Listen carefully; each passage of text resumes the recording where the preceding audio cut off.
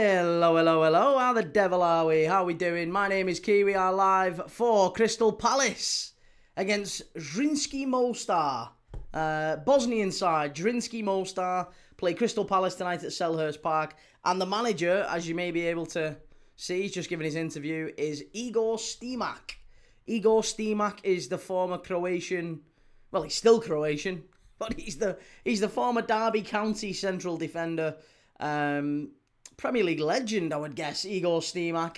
He is the manager of Zrinjski Mostar. How are we all doing? Good to see everyone in the chat. How are we doing? Sorry I'm a little bit late. It's not like me, is it? Jake, how's it going? Ryan, Oxford fan, lovely to see you. Sarah, how are we doing? Jake, Oxford fan, great to see everyone. How are we doing? Lovely to see you all.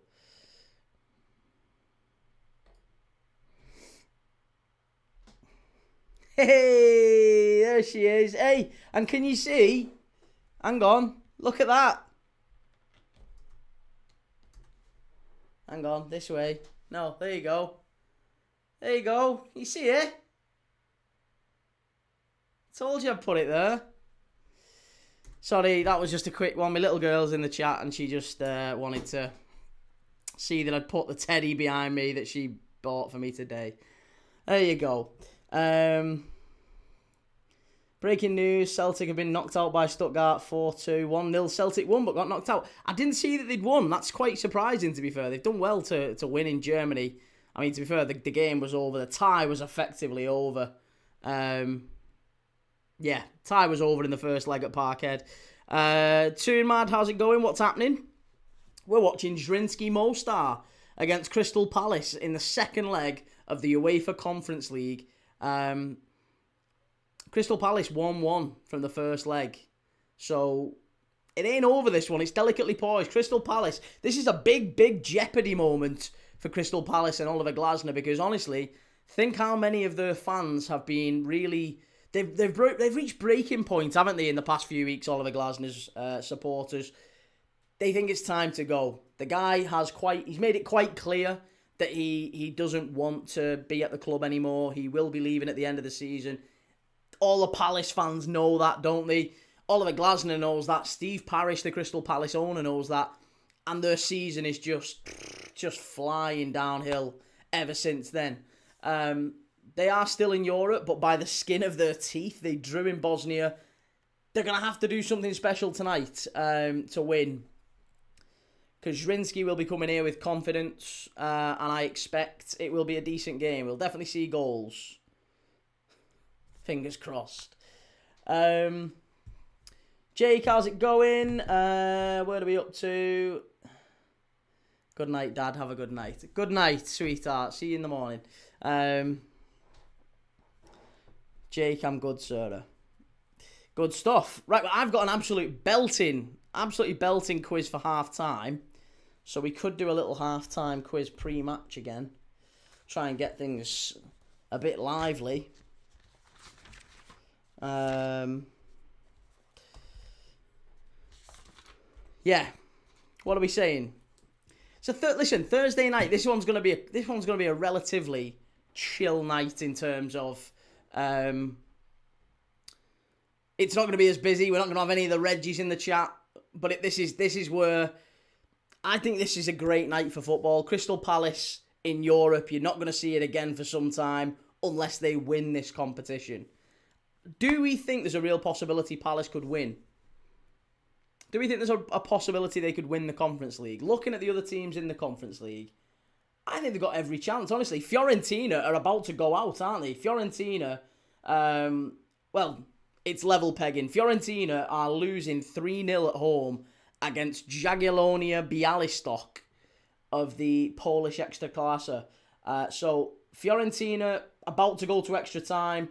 Rijeka have gone through. Samsunspor have gone through. Celje have gone through. If you don't know any of these teams, then it just reinforces that Palace really should be winning it. London, how are you, mate? I'm good, mate. Thank you. How are you? D says you're in it, you have a chance. Well, yeah, you've got to be in it to win it, absolutely. Ryan Lamb, I see that the chat is working. Do you know what? Apparently it was an issue with the platform last night. It wasn't anything to do with you or us. It was literally a global issue that affected thousands, if not millions, of streamers. Nothing that we did. It just happened, sadly. Perry, are you live tomorrow? I am, mate, yes. Cole, fake Scouser. I'm not a fake Scouser, mate. I don't profess to be a Scouser. I'm live every single day. Yeah. I was so frustrated. I know it was annoying. I'm sorry. What are we saying? Can you hear me now? For what match? Tomorrow, Wolves against Aston Villa. Yeah, West Midlands derby tomorrow night. Wolves against Aston Villa. So we'll be live for that at 7 o'clock. Fiorentina game in extra time. Agreed, yeah. Agreed. Celtic out. Well, Fiorentina against Jagiellonia is a good one. I think, to be honest, I would have watched that. If not for Palace being on tonight, I probably would have watched the Fiorentina game. But I'm a little bit gutted. Obviously, we've got a Fiorentina kit behind me, but I don't think we could have watched it. Inevitably, it's gone to extra time anyway. Joe, is the chat work? It is, yeah. It is indeed. Didn't you say the preview? I did. I am now making the preview every single Friday. Without fail, it will be every Friday. The reason I didn't do it on a Thursday is because I looked at it and I was like, every Thursday, if I commit to a Thursday now, there's going to be some Europa League games that kick off at 5:45 and Europa Conference League games that kick off early. We won't be able to do it. So I'd much rather just say, let's do it on a Friday. Because on a Friday, there's only ever one game that we do on a Friday, isn't there? It's always about 8 o'clock. And that's the game we do. So therefore, we can always do the preview show Friday about 5, 6 o'clock. Are you watching the Old Firm on Sunday? I am indeed, yeah. Old Firm on Sunday. We'll be watching that one. Looking forward to it. Tomorrow, we are doing Wolves against Villa. Saturday, we're doing... what are we doing Saturday? Saturday, we're not doing Bournemouth-Sunderland, but we are doing Liverpool-West Ham at 3 o'clock. And then straight after Liverpool-West Ham, we're going to be doing the Leeds against City game. Leeds City. Saturday night. That would be a good match, Wolves v Villa. It will be, yeah. It'll be a great game, that tomorrow. Wolves are pretty much already gone, but I would still expect Wolves to get a result against Villa. London, I feel really bad for Celtic. It's just Scottish football as a whole. It's actually really exciting, though, isn't it, that Hearts could well win it. Hearts could yet win it. Barcelona win on penalties. Oh, have they? Barcelona win on penalties when? Oh, I thought you were on about the Copa del Rey. About the Copa del Rey?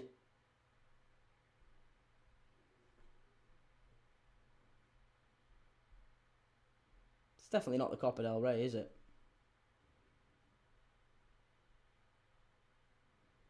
Copa del Rey, Barcelona, Atleti is on the 3rd of March. So it's next week, that one. To be honest, we was going to do that game as well. Maturika says, are you watching the Arsenal-Chelsea game? Yep, Sunday we'll be live for Arsenal-Chelsea. We're doing Man United-Palace first, then we're doing Arsenal-Chelsea straight after. So, yeah. Four games Saturday. Oh, hang on a minute. Is it the Old Firm on Sunday? Is it this Sunday, that? Are you sure it's this Sunday? Oh, well then, yeah, no, I can't. I'm not doing it.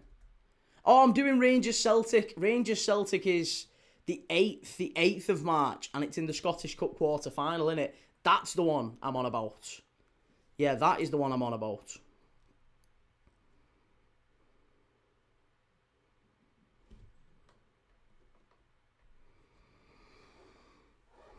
Elisa or Saka? I'm a Bayern fan. Probably, I would rather Elisa personally. Perry says, as a Villa fan, we've dropped off and we've always struggled versus Wolves, but they're worse now. Hi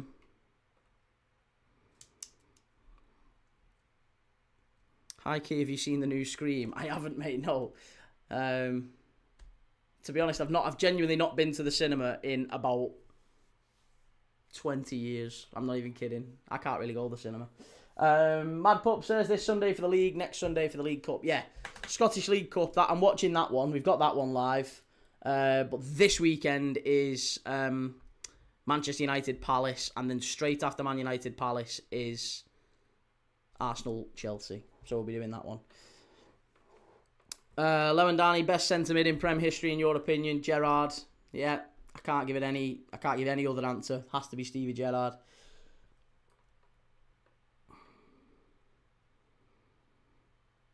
Why haven't you got a United kit in the back? Because I'm a Liverpool fan, Riley. Vivian Palacios. Ahoy, Ghana. Crystal Palace. 4-0. You think Palace will win this one 4-0? Okay. Ryan says, I remember this season when Rangers beat Celtic 2-1 and then Celtic sacked Wilfred Nancy. Yeah. Solid pick. I'm at Scholes, though. Hey, fair enough, mate. Whatever works for you. I think Scholes himself said he would have gone for Gerrard, to be honest. Why do you hate Arsenal so much? Hey, there's a question we don't get too often. I don't hate Arsenal, mate. Believe it or not, Maxwell, I really don't hate Arsenal. What we saying? So 12 minutes to kick off. Let's do the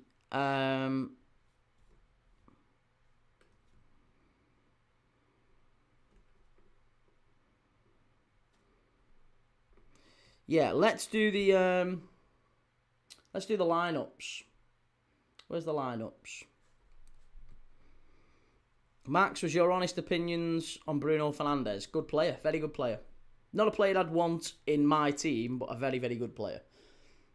Joe says, can you name Bosnians to play in the Prem? Dzeko. Other than that, I'm scratching around a little bit for Bosnians to play in the Prem.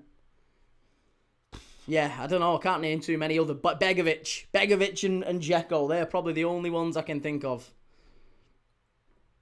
Maxwell, I'm an Arsenal fan. I hate Arsenal and the fans. They honestly make me want to stop watching football. Hey, mate, listen. Every fan group, every club has got those fans. Believe it or not, it's all the same. Yeah, there's no hate towards Arsenal. Arsenal fans are just as annoying as Chelsea fans, as Liverpool fans, as United fans. We've all got our cross-section of fans who are really, really well, balanced and can have a conversation, and then there's others who are just tits. And that applies across all fan bases, to be honest. Remember King Cladzy? Yeah, Georgie King Cladzy. Kolasinac, of course, Joe. Yes, I had Kolasinac. 11 says, what team do you support? I am a Liverpool fan, mate. Jim T says, Arsenal fan here, and I love the banter. Subscriber. Good lad, Jim. Appreciate that, mate. Thank you very much, sir. Who do you think's coming up from the Championship? I'd like to see Wrexham. I would like to see Wrexham. Wrexham seem to be getting a lot of stick at the minute, but I'd like to see Wrexham. And I'd also like to see, in an ideal world, Coventry and maybe someone from the Northwest, like Blackburn aren't going to do it. Maybe Preston. I'd love to see Preston come up. Be nice to see Preston, or maybe Bristol City. If I could pick three, Wrexham, Bristol, Coventry, or Wrexham, Preston, Coventry. Those three would be wonderful. Seems like Robertson has been confirmed to leave. Sadly so, yeah. Malcolm says, all right, lad. How's it going? Daddy O says, Sheffield United defender begins with H. Ahmad Ahmadodzic. No, is it not him? Ahmadodzic. Joe says also you're missing an Everton player. An Everton Bosnian? Who's the Everton Bosnian? Dr. Octopod says, what happened in Mostar? I thought it was a safe win for Palace. I thought so too, but they scored a late goal, Zrinjski, and since then, it's just, they got the draw, and now it feels more and more like Zrinjski could come here and get a result, maybe. Charlie Warman, Millwall. Listen, Millwall too, I wouldn't mind seeing the Den in the Premier League. It'd be some cool derbies, wouldn't it? Seeing West Ham play Millwall and Leeds potentially playing Millwall. Big rivalries. Don't think the police would necessarily love those derbies. But yeah, listen, I think Millwall will be alright. I've got a tendency to be drawn more towards the northern teams, of course. There is that north-south divide in England. You can't get away from it. So for me, I would always prefer Preston than Millwall in the Prem. What are you saying? Sorry. Rufus, why do you watch Arsenal so much if you moan all the time? Mate, I watch everyone. I watch literally everyone. It's not even... The amount of comments I get where it's like, oh, he's watching Arsenal again. I've never seen him watching anyone else. Well, if you watch on any other day, literally any other day, other than the day that Arsenal is playing, you will see me watching other teams. Swifty says, looks like 3 to 5 in League 2 to go up automatic. It's going to be tight key. Honestly, all of the leagues, I'm looking forward weirdly to the international break, because in the international break, when the Premier League stops for that week or two, it's so good because we cover National League and League 2 and League 1 on this channel. We get the opportunity to do that more, and I like it. I enjoy watching more of those fixtures because it just lets everyone catch up on them. And we do it. As you know, we do a good mix on this channel. We watch a bit of everything and everyone. So I'd like to, yeah. The National League looks like it's hotting up a little bit as well.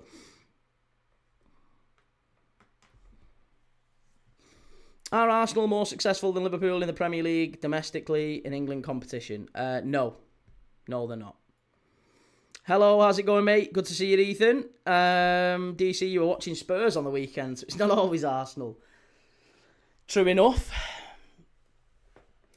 What are we saying? Joel says this player played for Everton and Sheffield United. I don't even know who that is. Malcolm says, Key, did you see Everton's corners, lad? I didn't know. Oxford fan says, Key, did you find what the issue was with the YT chat yesterday? Yeah, it was a global issue, mate. It affected literally thousands, hundreds of thousands, if not millions of streamers around the world. The chat just wasn't working. It wasn't showing. So it wasn't anything to do with me. It wasn't anything to do with you. It wasn't anything to do with anything that we could control. It was just something that happened out of our... And yeah, I hope it doesn't happen again. Oh, Mo Besic. Mo Besic, of course. Pride of Merseyside says, Key, one thing I don't get is why people from down south support northern clubs. It's weird. Do you know what, mate? It sometimes people have tenuous links to clubs and maybe their dad supporting them or you never know. Who knows why? But listen, if people want to commit to watching a team and travelling... There's a fella I know, and I used to work with him, and I swear to God, this is God's honest truth. He lived on the south coast. He lived down near Lewis, it was, like Brighton way. He lived right down on the south coast, and he was an ardent Man United fan because he'd never even really been to Manchester or lived in Manchester or anything like growing up. But his granddad was a massive United fan and had followed him since the Busby Babes and all that sort of stuff. So he grew up, that was his like childhood. And he then, I swear to God, he never missed a home game. He used to travel up on the train every single home game at Old Trafford, and he watched every single one and then got the train back down. And do you know what? Fair play, because that is some dedication to go from Manchester to Brighton for every single home game. I wouldn't have done it. And not when United were rubbish as well for the last 15 years or whatever. So, fair play. Like, I'm not going to knock anyone who's maybe not from exactly where their team is from.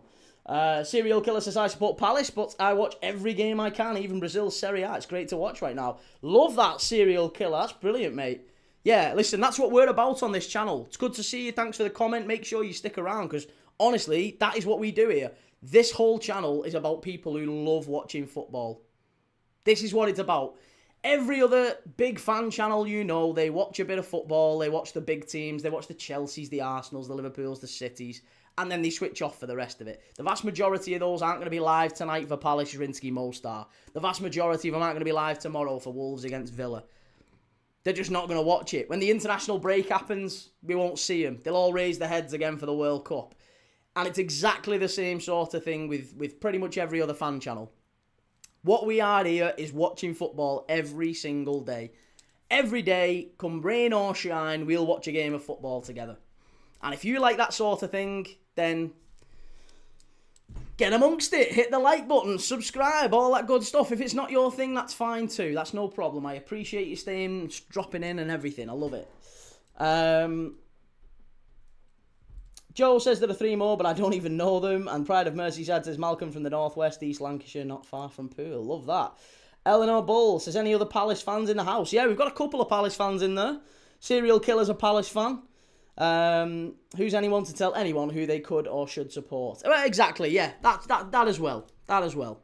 But I always feel like, you know, the day trippers, let's say, the foreign fans, the overseas fans, they get a bit of a hard, you know, they get a bit of stick, don't they? And it takes a massive amount of commitment as well, believe it or not, to get up at 3-4 a.m. in the morning to watch your team and then see them lose and like scuttle off back to bed. It's just as much emotional labour as it is if you're on the doorstep of Anfield. I really do believe that. Right. Well, we're very close to kick-off, so let's go for let's go through the teams. I'm on the Celtic, says Liam.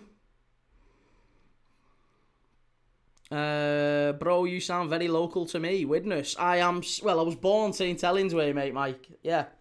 Good to see you Widnes way, though. Good lad, another local. Your opinion on City's 115 charges. What do you think should happen to them? It depends if they get found guilty or not. There's some they should be banged to rights for, but I don't know, mate. You've got to separate what City did with the actual team and how good they were. I don't look at City and think like Pep Guardiola and those City players were still a wonderful team. I don't want titles handed to Liverpool retrospectively. That moment's gone. That's happened. It's gone. I personally don't really... I'm not attached to the whole City thing.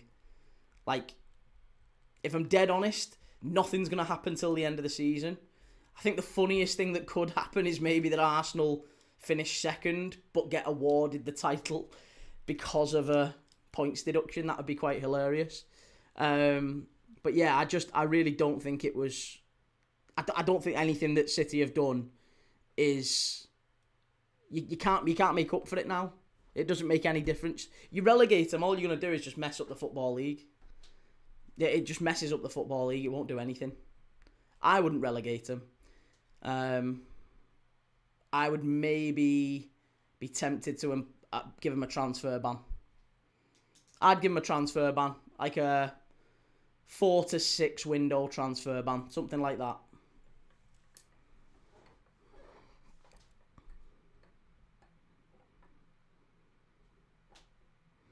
Biko Saka, love your streams. Cheers, man.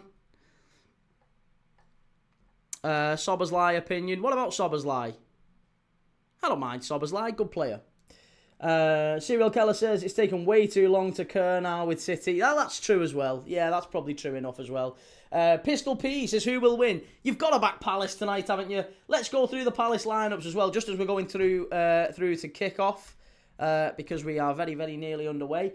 So, let's do the Zrinjski Mostar lineup. Go on, why not? Because the game's underway now at Selhurst Park. You can watch it on TNT Sports 3 if you want to watch along with us. If you're in the UK, I assume you've got TNT Sports 3, but you can watch it on TNT Sports 3. So, for Zrinjski Mostar, it is Karacic in goal, Mamic, Dujmovic, and Hrvoje Barisic. I wonder if he's any relation to Borna Barisic at the back. And then it's Vrankovic, Jurasek, Savic, Mikic, Abramovic, Ivancic, Antonio Ivancic. Is he ex? No, he's not. He's not the same Ivancic. And then centre forward is Kuze. Mario Kuze, who has a whopping 3 goals in 17 appearances in the Bosnian League this season. He's at centre forward tonight for Zrinjski Mostar. If Palace let this fella score past him, then there's hope for everyone. So there you go. For Palace tonight, it is Henderson in goal. They're going very strong. Henderson, Richards, Lacroix, and JD Camvo at the back. Munoz back in the side. That is a huge plus for him. I really like Munoz. My favourite right back in the Premier League. He's sensational. Munoz is at right back with Mitchell on the left. Wharton and Kamada in the midfield in that sort of double pivot. And then ahead of them is Gesand, Ismail Assar, and Jorgen Strand Larsen.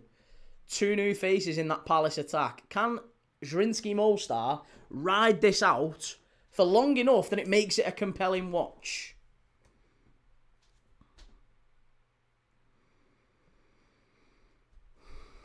C. Houston says, would a transfer ban really affect them? They're full of superstars and the youth team is full too. I think a transfer ban would be the most... Put it this way, I don't think relegating them solves anything. I think it actually punishes a lot of other clubs, as in lower down the football pyramid. So I think the Premier League is responsible for Manchester City. They let this happen. And I think Manchester City, whatever happens to them, I think the odds are they stay up in the division. They don't get relegated. They get massive, like, maybe suspended points deductions. Like, 100 points suspended. If you do this again, you're immediately down, kind of thing. So they'll get, like, a massive slap on the wrists, a big fine, and a transfer ban. That is the way you do it without any sort of, like, loss of integrity. Or maybe what you do as well is a transfer ban plus a points deduction. So they won't be in the Champions League next season. So they have to face that financial punishment. No Champions League footy for one season. A suspended points deduction. So if they do it again, they're bang in trouble. And a transfer ban, which means they're going to have to work really, really hard to keep their players because they're not going to be able to sign anyone for maybe 2 years. That would be punishment for City. That would be apt. And it wouldn't damage the integrity of football either, in my opinion. Up the Palace, serial killer. We must win. I think they will as well. Ev Bobo says 3-1 to Palace. Liam Vernon says 2-1 Palace, I'm saying. Frenzy Buggy's going for 2-0 Zrinjski Mostar. Okay. Could Zrinjski spring a shock? I have a live Tom Palace hitting the woodwork. Good lad. Happy birthday, mate. I am 59 next month. Oh, whose birthday is it, Liam? Oh, get in, Liam. Happy birthday, mate. Really appreciate you coming in on your birthday. Best wishes, mate. And, yeah, lots of love from all on the Premier League dad community. Take it easy. One of our long-termers, one of our lifers, Liam. Top guy, Liam Vernon. My 18th birthday today. Bloody hell, 18 as well. I didn't know it was such a big birthday, mate. Good lad. Well, enjoy. I hope you've enjoyed your day, whatever you've done with it. And I hope you've got, obviously, nearly the weekend coming as well soon. So maybe you've got some big plans coming for the weekend and how you're going to celebrate it. But, yeah, lots of love, mate. Enjoy your 18th birthday. Big celebrations. All of life to come. Malcolm, I like Guendouzi, lad. For Fenerbahce. Yeah, he's not a bad player, Guendouzi. Joe, what are we up to? I saw Joe's comment earlier. One sec. Key, I've seen a stat which says we've played the most games out of all of Europe's top 5 leagues this year. I think we've done well considering our depth and injuries. I'd take 10th this season. 10th for Newcastle. Would that feel like a result for Newcastle? I'm not sure it would, you know. Turbo Tony, I actually feel sick. Come on, Palace. Good to see you, Tony. Dr. Ocpod, as a Zrinjski fan, I don't give much hope for a win, but the exposure is good for Zrinjski. It is indeed. How is Zrinjski Mostar doing in the Bosnian League, Dr. Octopod, sorry. I'd be intrigued to hear your take on, Zrinjski in Europe and how they've done domestically as well. If you can give us your insights as a Zrinjski Mostar fan, that's intriguing. I like it. Thomas says, West Ham fan, but work in Croydon. So wishing you good luck, Eagles. Love that, Thomas. Great to have you in the chat as well.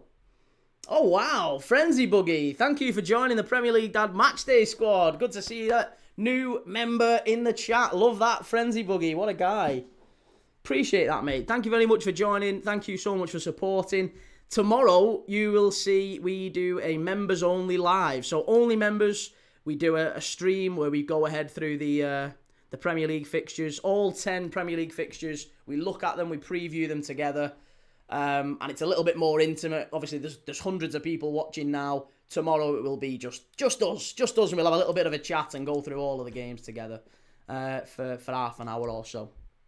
So, yeah, that's for members only. Thank you so much. Really appreciate you joining and supporting the channel. What a guy.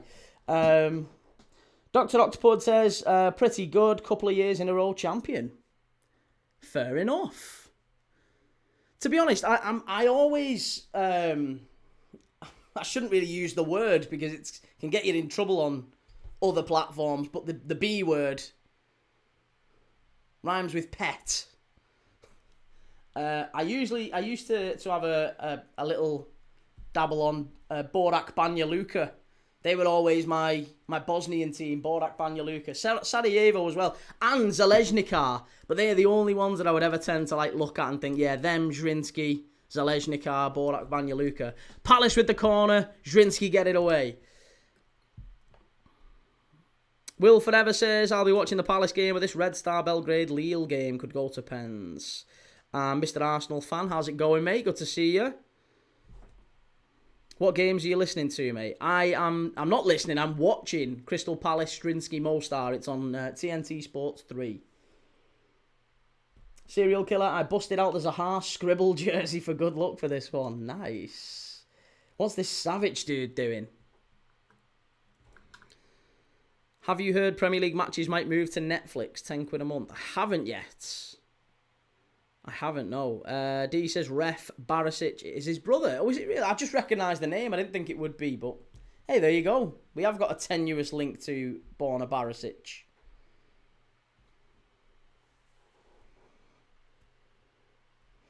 Have Fenerbahce given the ref a double-headed coin? We're attacking the Trent End first half.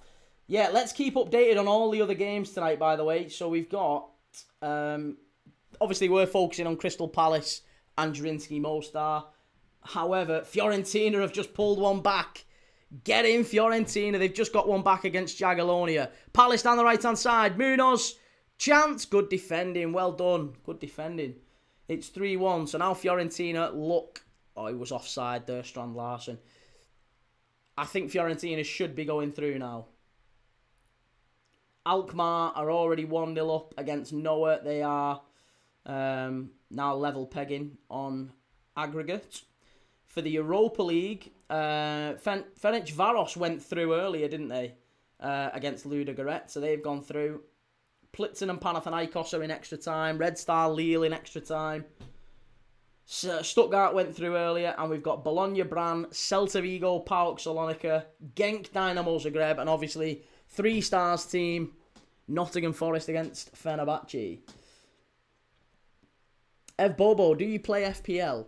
I honestly don't, mate. I started, at the start of this season, I joined an FPL, and I had every intention of, well, this is the year that I'm going to commit to it. And after about 3 game weeks, I'd forgot to change my team, and I just lost interest. So honestly, the team that is now, 28, game week 28, 29, whatever it is coming up this week, yeah, that's been the same. It's been the exact same team since about game week 2 or 3 for me. So whatever points I've got, it is just what it is. I'm Imran Hayden. Key, Arsenal top of the league. They are indeed, mate, yes. Pride of Merseyside says, how many clubs called Liverpool exist around the world? 2, yeah, just 2. There's one in Liverpool, Montevideo in Uruguay.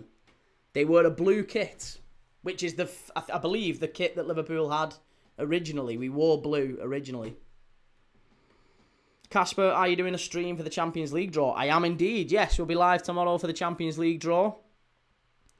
Will, are they a Croatian team, I guess? No, these are a Bosnian team, mate. Dylan, yo, how's it going? Why do you hate Arsenal? I do not hate Arsenal at all, mate. I don't hate anyone. Anyone or anything, only love. Reece Evans, what's your team, mate? I'm a Liverpool fan, sir. But we watch everyone on this channel. Every day we do a game of football. We watch a game of football together, and we talk about whatever news is going on in the world of football. We have a chat together. You'll see in the chat there's Zrinjski Mostar fans in tonight. There's Palace fans in. There's a nice mix of Forest, Liverpool, Chelsea, Arsenal, United. A bit of everything, really. Connor, how's it going, Connor? Casper, Liverpool, Atleti, and Madrid City written in the stars. Could be. Certainly could be. It wouldn't surprise me if City got Bodo Glimt, actually, and they get their revenge. Arsenal will bottle it again, says J-Dog. And the Pride of Merseyside says, yeah, light blue and white. Well, so far, I mean, listen, we're 11 and a half minutes in. We've still not had a meaningful shot on target here, to be honest. Still very, very early in the game, of course. Connor, anyone that thinks Key hates Arsenal, go and watch the goals versus Spurs reactions. He loves us deep down. I don't know why people think I hate Arsenal. Literally every single thing I've said about him is mega positive. Oh, that was naughty from Cambo. That was very naughty. Ooh, has he got a yellow? Yeah, yellow card. That was a little bit of an elbow there from Campbell. Hey, imagine if they'd have gone down to 10 men here, Palace.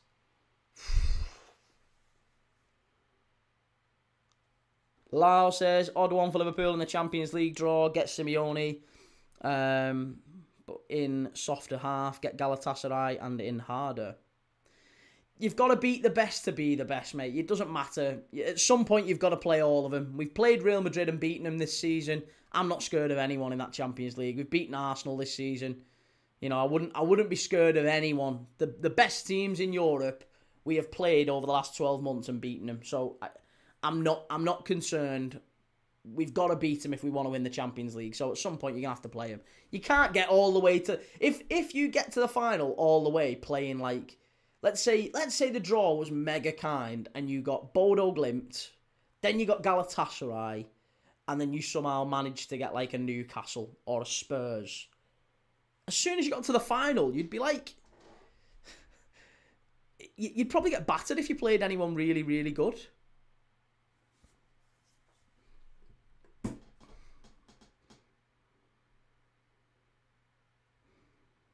Any other sports you follow, Casper? No, mate, not at all. I only have time for football, believe it or not. I grew up in a place called St Helens, which does have a rugby league connection, but if I'm really honest, I only really follow football. I've no interest in rugby.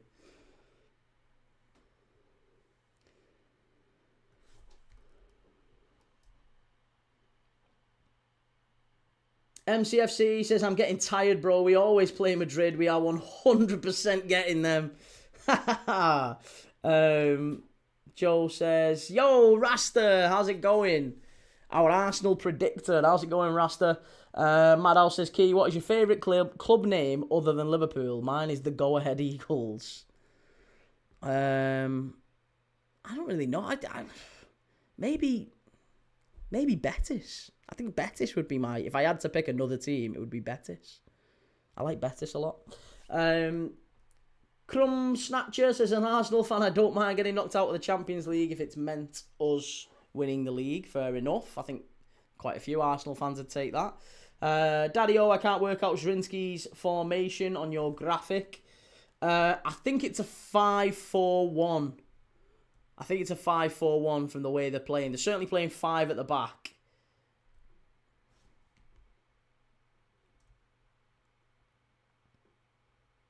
Davey Moyes, how's it going, mate? Ev Bobo says, Key, if Zrinjski Mostar were an English club, would they get in the Premier League, do you think? I doubt it.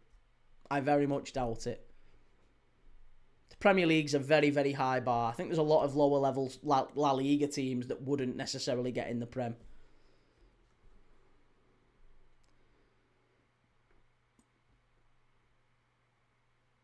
Lau says, Arsenal will draw Leverkusen in the second round and Bodo in the quarter final. Well, we'll see. I'll be live tomorrow for the Champions League draw if you want to follow along for it. Make sure you've subbed. Make sure you've liked. Davey says the 2000 to 1 was a £3. Nice. Good lad. Well done, Davey. I made up for you, mate. Stephen O'Brien, goal. No goal. No, it's still 0-0. Still 0-0. No shots on target yet. Zrinjski Mostar can't really get their foot on the ball. They're giving it away far too cheaply. But Palace haven't done anything either yet. 15, 16 minutes in. Oh, they've given the ball away here, Zrinjski. Big chance for Sarr. And good defending. They get back. Champions League draw live at 11 a.m. And Connor says, what? If you don't get top 5, would you be slot out? I personally wouldn't, but I could understand if the club let him go. I don't think we should be sacking him. Dad says, Key, I know it's early, but watch at 11 for Saturday. Also, who do you want in the Champions League?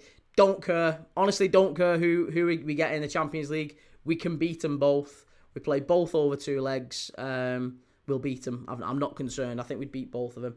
So you've got to play the best teams at some point. So I honestly don't mind.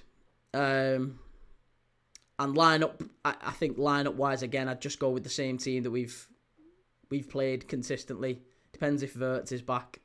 We haven't got too many options, mate. It would be nice if, because you ask me every week, don't you, Daz? What's your lineup for Sunday, Key? And I'd love it if we had more options for me to actually pick. We don't actually have anyone available, do we? There's no real question marks on, who would you pick? I would go Gakpo, Ekatike, Salah. That would be my front three.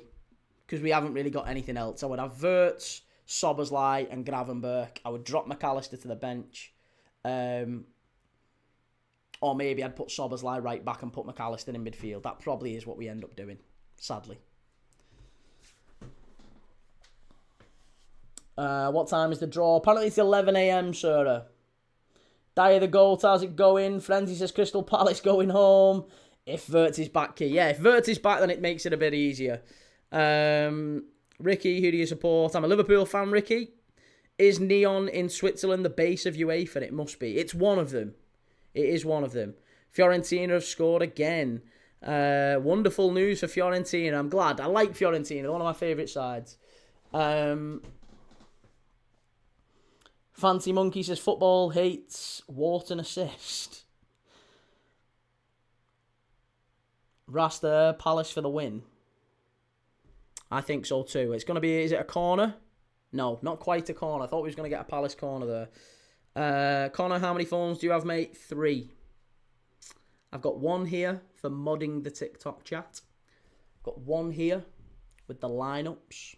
And I've got one right there filming me for TikTok. 11 a.m. Sorry, 11 a.m. 11 p.m. would be a bit past my bedtime as well.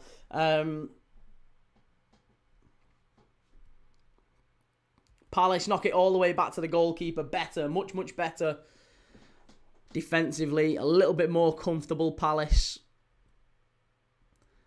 I'd be really intrigued to hear from any Palace fans in the chat, if you're lurking, if you're watching this, as to how strongly you feel about the Oliver Glasner situation. I think it's a really, really important subject at the minute, and it feels like Palace fans are torn. Is it fair to say? I don't know. I don't want to speak for Palace fans, but it feels like a lot of Palace fans are really torn on the Oliver Glasner thing, because obviously he's a club legend after what he did, after what he achieved. I do think it's fair to say he feels a bit let down and like he's been sold down the river a bit by Steve Parish and the club. They've sold not all, but a lot of his best players from underneath him, and they haven't really replaced them. So I think he feels let down, and I can understand why he feels a bit bitter, but it does just feel real. It's like I can understand, I feel real sympathy for Palace fans, because I imagine they've got a massive, sense of bitterness about the whole situation, because Steve Parish is being stubborn, and Glasner's being stubborn, and Palace and their fans and the players and everything are just stuck in the middle. They need to part ways, don't they? They need to get rid of Oliver Glasner, or Oliver Glasner needs to go. But he's looking at it and going, well, hang on a minute, you've thrown me under the bus, Steve Parish. You've not given me the signings I want. If you think I'm leaving a second before my contract is up, you're having a laugh, mate. You are gonna pay every single penny you owe me. And I think it's that level of bad blood between those two. I could be wrong, but that's the feeling I'm getting.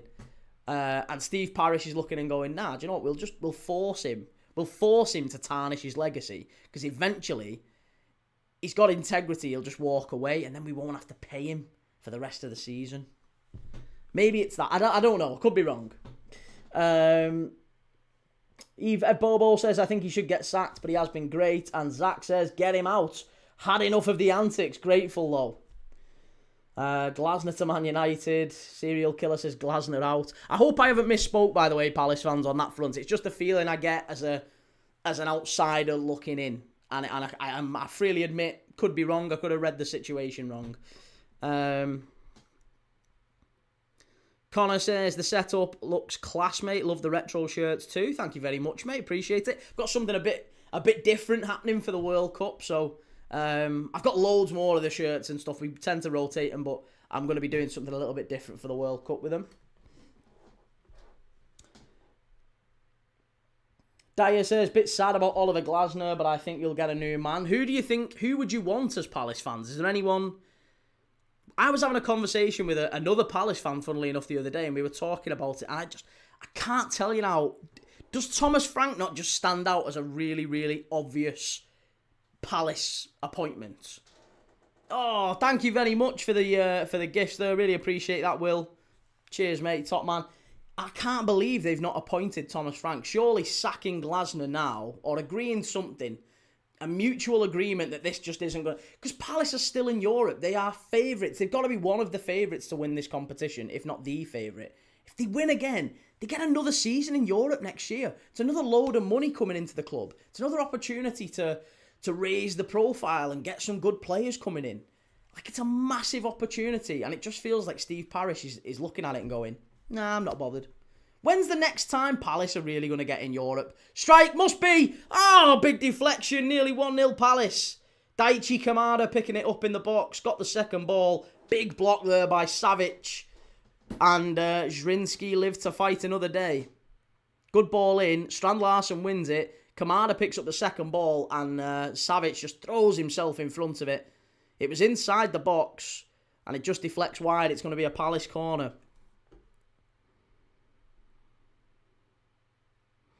Connor says, mate, let's not take the piss here. They spent 80 million on Strand Larsen and Johnson.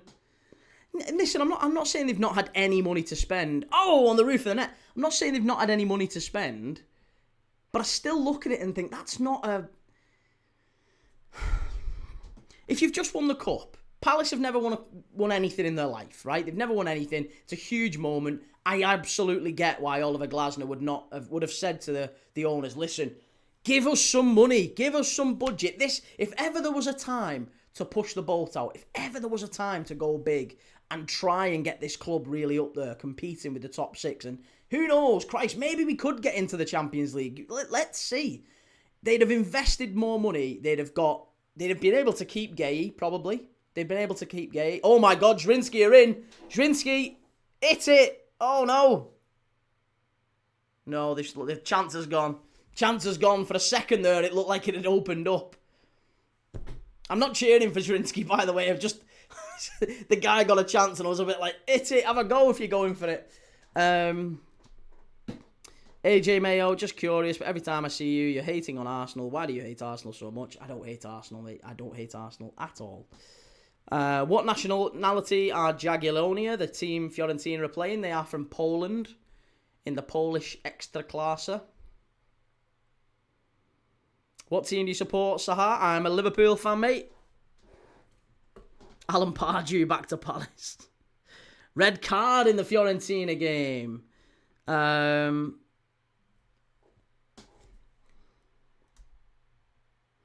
Right, sorry, what are we saying? Sorry, Daddy O says Glasner. Oh, here we go. Fenerbahce have just scored. 1-0. Come on.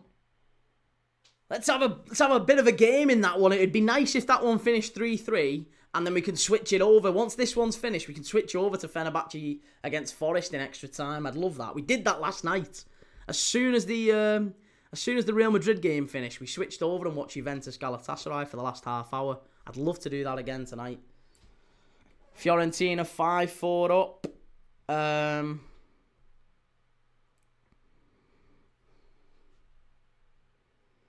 Darren Prendergast says, no, Frank's not good enough. Thomas Frank's not good enough for Palace, do you not think?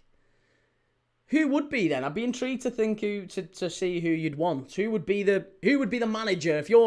Whether you're a Palace fan or not, maybe you're not a Palace fan like me and you've got an opinion on it. I'd like to hear. Who do you think would be right for Crystal Palace? Because Glasner's made his mind up. He ain't staying. He's going at the end of the season. Personally, I think the Palace season is taking a swan dive. And the sooner they can get him out, the better. It's only getting worse from here. They need to get an appointment in of a manager who's going to be looking at it as a project beyond just this summer. And you can't go further with Glasner. J-Dog says Glasner will go if we lose this. I think so too. And Rasta says Fenerbahce scored. Glasner had a bit of a fallout with Wolfsburg too before he left there. So this wouldn't be the first club where he's had a public fallout. You don't want to be a pattern for his sake. Well, yeah, that's also very true. Serial Killer says, what exploded Palace won the FA Cup and went 19 unbeaten, and Wolves and Brighton? How are Palace nowhere near those clubs? How are Palace nowhere near those clubs? What right now is in this season? I think Thomas Frank could work well at Palace, to be honest. The players would complement his system. I think so too, mate. Yeah, I think after what he did at Brentford, I think the style of play, I think with a bit of patience, he would be a really, really good manager for. I think he is a good manager. And I look at the type of managers that Palace could maybe attract.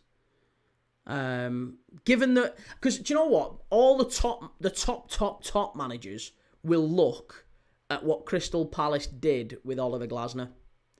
And I think they'll look at that and they'll raise a few eyebrows. They'll look and they'll think, he won an FA Cup with them. He was the best, maybe the best ever manager.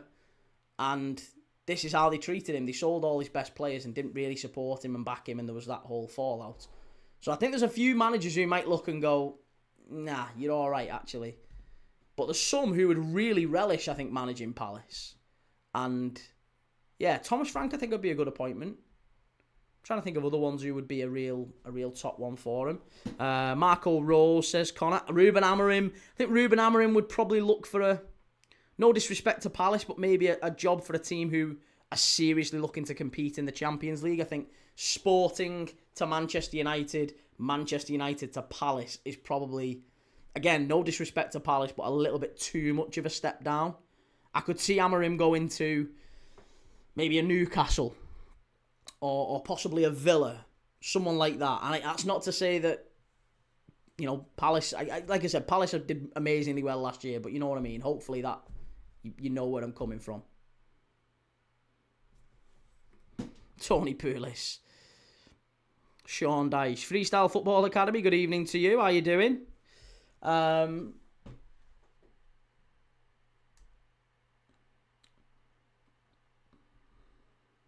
What about Gareth Southgate to Palace? Peter Harrington says Glasner's got 2-year history with... what's that? Sorry, Glasner's got 2-year...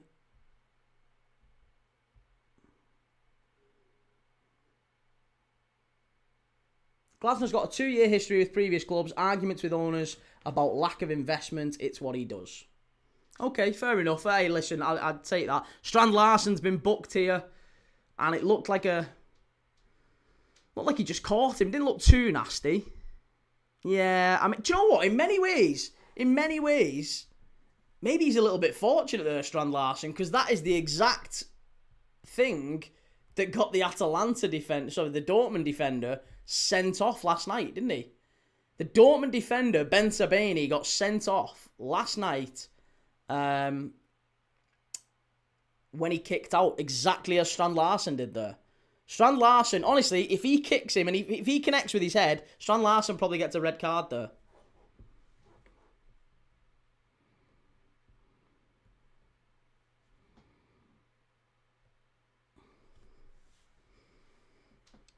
Icon says, Zrinjski Mostar, ale. Peter Harrington says, we've done that one, sorry Peter. Peter Harrington. F. Bobo says, what about Big Ange? Big Ange is already working, isn't he? Big Ange has already got an appointment somewhere else. I'm sure is he in Qatar? Or Saudi or the Emiratis? He's somewhere in the Middle East, I think. He's already managing.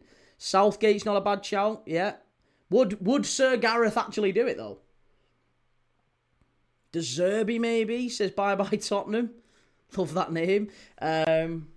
Slot to Palace, behave yourself. Slot's going nowhere. But De Zerbi would be an interesting one. Yeah, obviously done well. I mean, former Brighton manager, would they take De Zerbi? Would they take him? Not sure Palace fans would be enamoured with that one. Sizwen says, I'm convinced this ref has it out for Palace. Why? What's happened so far that makes you think he's got it in for Palace?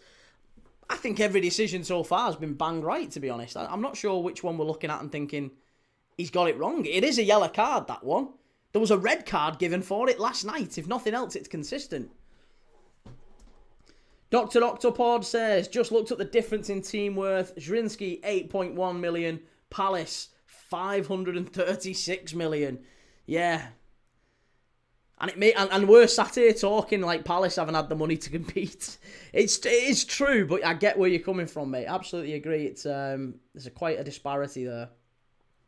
Pamson says Enzo Maresca is a very good name in my opinion. But again, would Enzo Maresca fancy the Palace job? Unless there's like a huge amount of money to spend. Would Enzo Maresca go Leicester to Chelsea, Chelsea to Palace? I don't know. I don't know. Personally, I'd be intrigued on your opinion. Do you think Enzo Maresca would go to Palace? De Zerbi, possibly. I could see that. I think Thomas Frank is a great shout. I think Gareth Southgate, if he wanted to go back into club management, the rumours are Gareth Southgate's actually not interested in managing anymore. He doesn't want to manage. He's done his England stint. He's been knighted. He's no interest in going back into management, apparently. How true that is, I don't know. Daddy O says, what about Carrick if United don't appoint him? Is that enough? Is that enough? Maybe it is. I don't know. Klopp to Palace.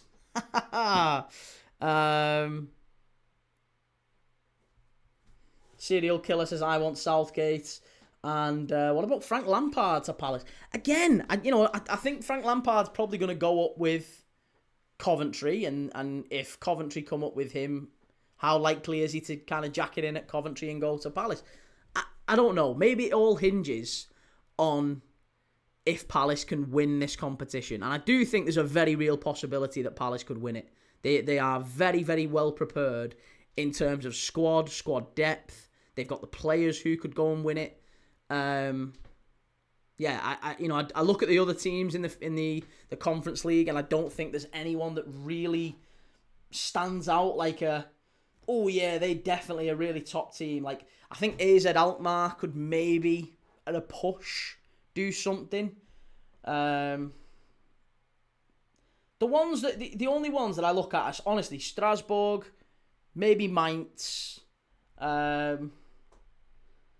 Fiorentina maybe, but I think Fiorentina Palace would beat. Rayo Vallecano maybe as well. There's honestly not that many. There's like 4 or 5 teams, and I think Palace would do every single one of them. Southgate is talking to Palace now. Every ref has it out for Palace. It's a law. Normal guy, how's it going? We lost to Macclesfield Town. Well, that's, true enough.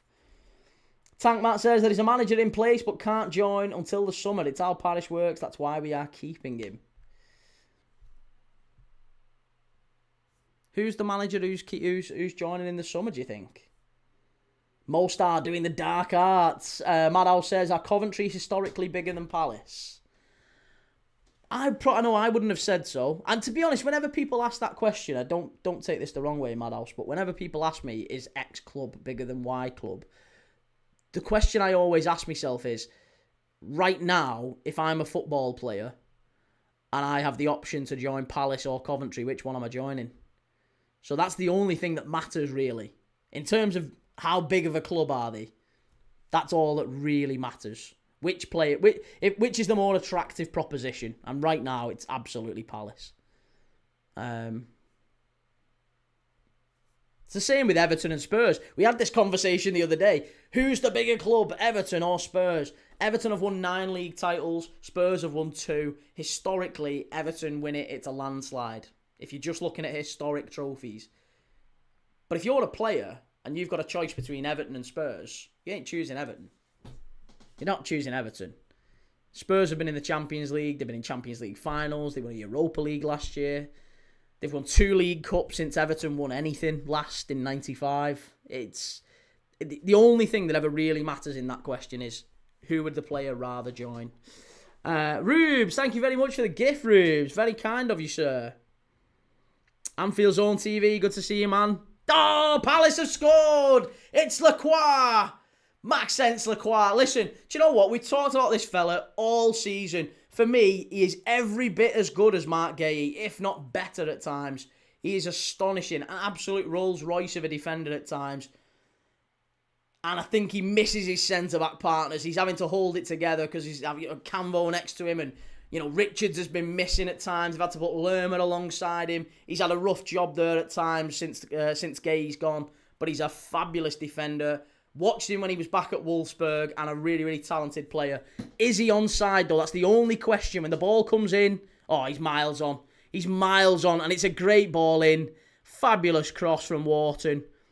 And it's an easy goal. It's really poor defending from Zrinjski, and it's 1-0 Palace, and that really should put the cat amongst the pigeons in terms of Zrinjski now have to come out, they have to press, they have to go and get a goal, and that's the only way. This game could finish 6 or 7-0 now, I'm telling you. No disrespect to Zrinjski, but if they have to push out, Palace will get lots and lots of opportunities. Maxence Lacroix, there you go, 1-0.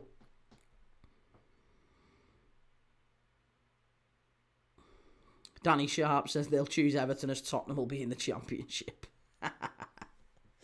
Vamos Casa win, says Pandinau. Serial killer, Coventry aren't a bigger club today than Palace. 13 straight seasons in the Prem FA Cup. That's it. Madhouse says Glasner is staying.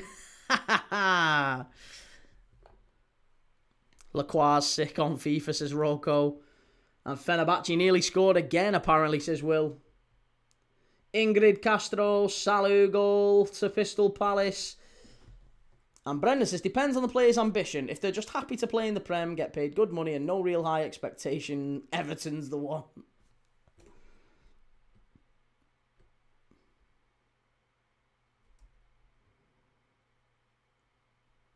Great goal, that from Maxence Lacroix. Normal guy says, good news for Asensio. It's not a major neck injury. Yeah, Asensio went down last night. He ended up getting stretchered off. They put him in a neck brace. It did look really scary at one point, but very, very good to hear that he's doing better. Sizwen says, deadlock broken at Selhurst Park. Yeah, Crystal Palace are in front. Maxence Lacroix with a header off Adam Wharton. Wonderful cross in from Wharton. And now, like I said, Zrinjski Mostar have to come out and they have to attack.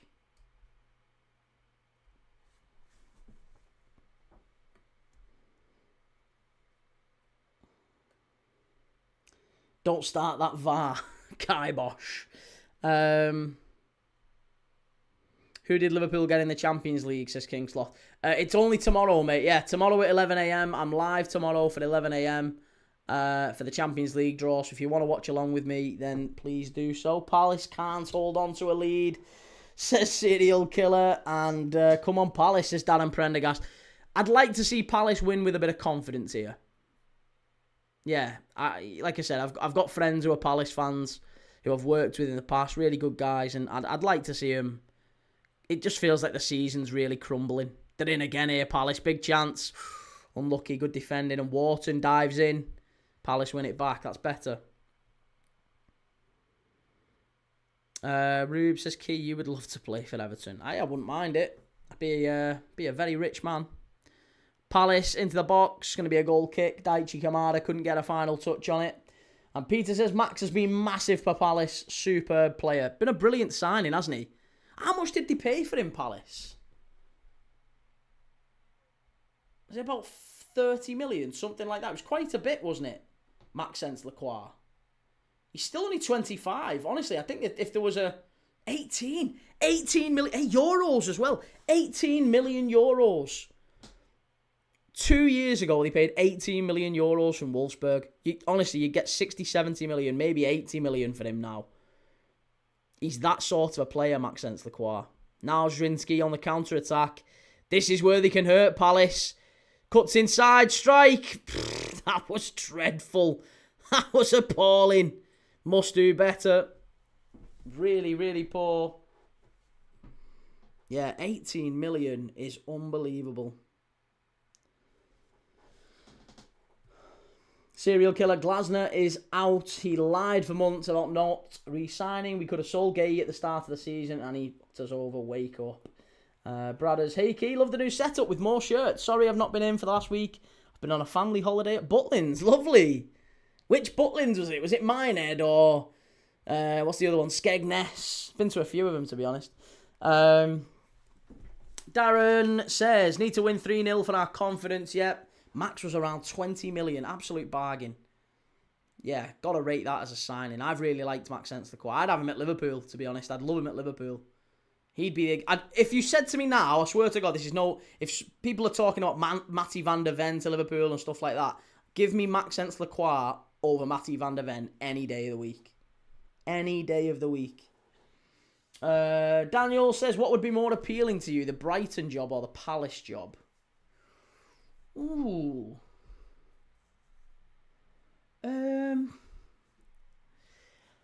This is really tough because Brighton were a client of mine for many, many years in my past life in advertising. They were a client of mine and a really good club, and I like them a lot.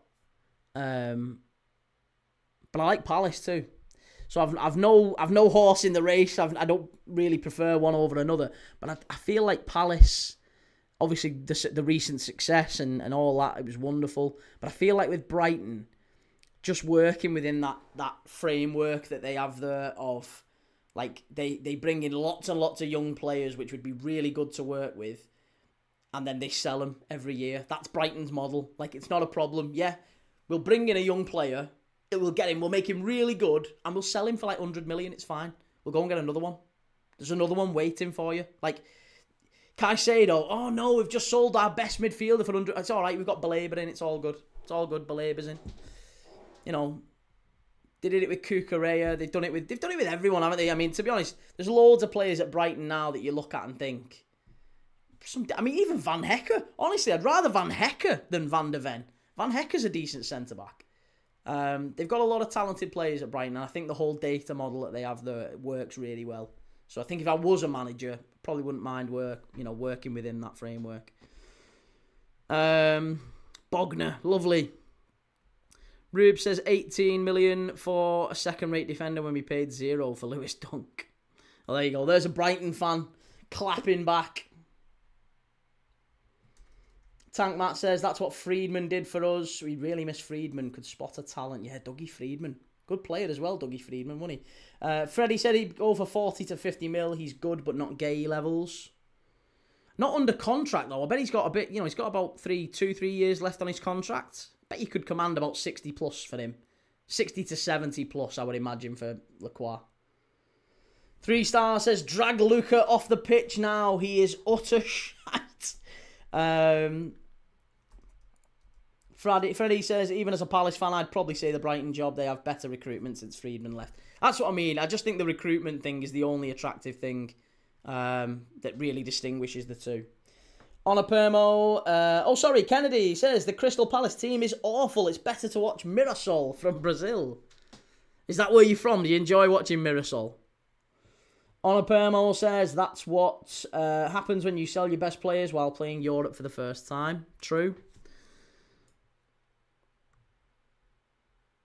Stephen says, do you play football? I do play football, usually once a week on a Monday. Or once a week, usually on a Monday. But yeah, I've not played regularly, like 11-a-side, for ages, and then I started up again in November. And it was hard. Daniel says, I'd pick Brighton. The recruitment is unbelievable. Could even get lucky some summer with a good couple of signings. Yeah. Joe Story, how's it going? And Serial Killer says, Palace have done the same thing. Elise, Eze, and Gay. But they have. Yeah, they have. But what I'm saying is if you look at Elise, Eze, and Gay, look at the players who are coming through behind them. Canvo is not necessarily ready to step into Mark Gay's shoes, and I think that was a big bugbear, wasn't it, with Oliver Glasner? They didn't really have a replacement for him. You even tried to sign Joe Gomez when we wanted Gay from Liverpool. Don't think he would have been an apt replacement, to be honest. As good as Joe Gomez is, he's forever injured. And as good as Elise is, Yeremy Pino's not in the same world as him. As good as Yeremy Pino is, he's not in the same bracket as Michael Elise. And I think Palace knew that. He was a very good player, but he's not someone who's ever going to be like they'll sell him for 60, 70, 80 million. I think Yeremy Pino's got a ceiling. Davey says, my 22-year-old Fiat Panda died last week, so my win the other night, I got a Renault Kadjar today. 68 plate. Good lad. Love that. For those who didn't hear the other night or weren't here the other night, Davey Moore is one of our regulars in the chat. won 6k. Absolutely brilliant on a little lacquer. Jack says away the lads. Genk 0, Dynamo Zagreb 1. Kennedy says, do some research and see for yourself. A small team and it's the sensation of Brazil. No, I know who Mirassol are. I was asking, is that who you support? Is that where you're from, Mirassol? I know who Mirassol are. I was asking, that's what I asked, if that's your team. Is that who you support, Kennedy? Tank Matt says, that's a myth. Have a look at their signings. They have more misses than hits. Joe says, have you seen, we've played the most games out of Europe's top 5 leagues this season. Credits to Eddie, done very well. I would take top 8. How have Newcastle played the most games? It's half-time here at Selhurst Park. Yeah, how have Newcastle played the most games? That can't be true. What, because you've got to the semi-final? Surely that just means you've played as much as City. And as much as Arsenal. Or 2 games more, sorry, because you had the playoff. Yeah, you can't have that. You can't have that, mate. That's not like a meaningful stat. An extra 2 games is not a meaningful stat. I think that's clutching. Daddy-O, I tried to play football again last year and broke my leg. And Tank Matt says apparently we had a bid for Ethan Pinnock turned down. Interesting. Right. I have got a half-time quiz. 1 second.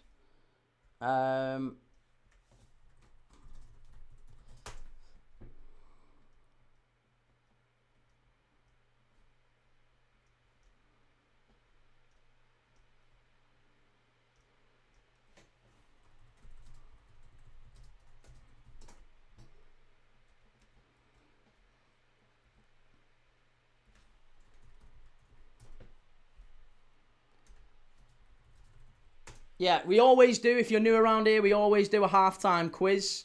So tonight, I've got another one which is somewhat Crystal Palace themed.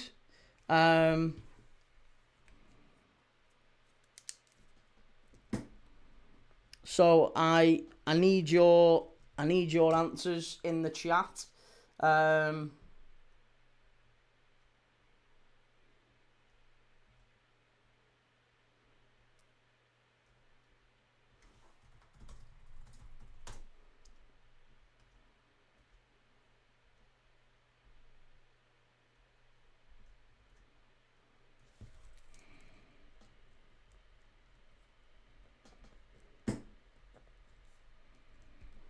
Where are we?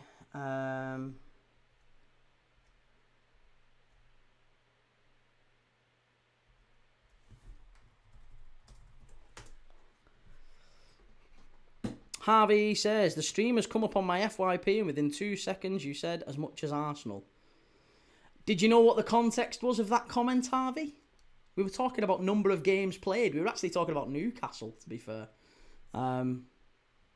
Yeah, I said, there's a Newcastle fan in the chat who said that Newcastle have played more games than any other side. And I said, what? Because you've got to a certain stage in Europe and the League Cup. Surely that just means you've played as much as City and Arsenal.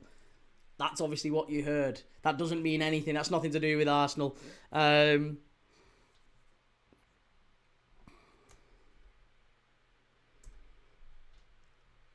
Davey said, so a small car to a big car. Felt weird today driving home as I won't drive the wife's car. Good lad. Oxford fan says, what is that Zrinjski formation? It's basically a back five.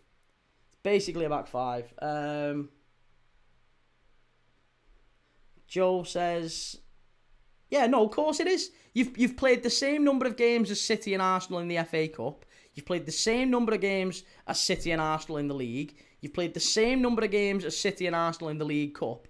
You've just played 2 more games than them. 2 more, that's it. 2 more is all you've played. And 2 more is not an argument, mate. Come on.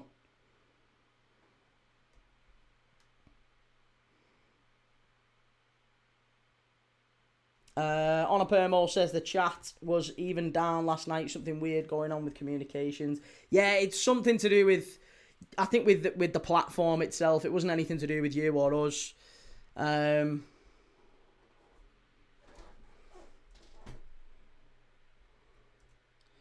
Right. Right, okay. So, I've got a quiz for you, and it is a very much Crystal Palace themed quiz. We do this every single day. Whenever we do a game, we do watch-alongs every day, as you know, and each day we'll do a different club if we can.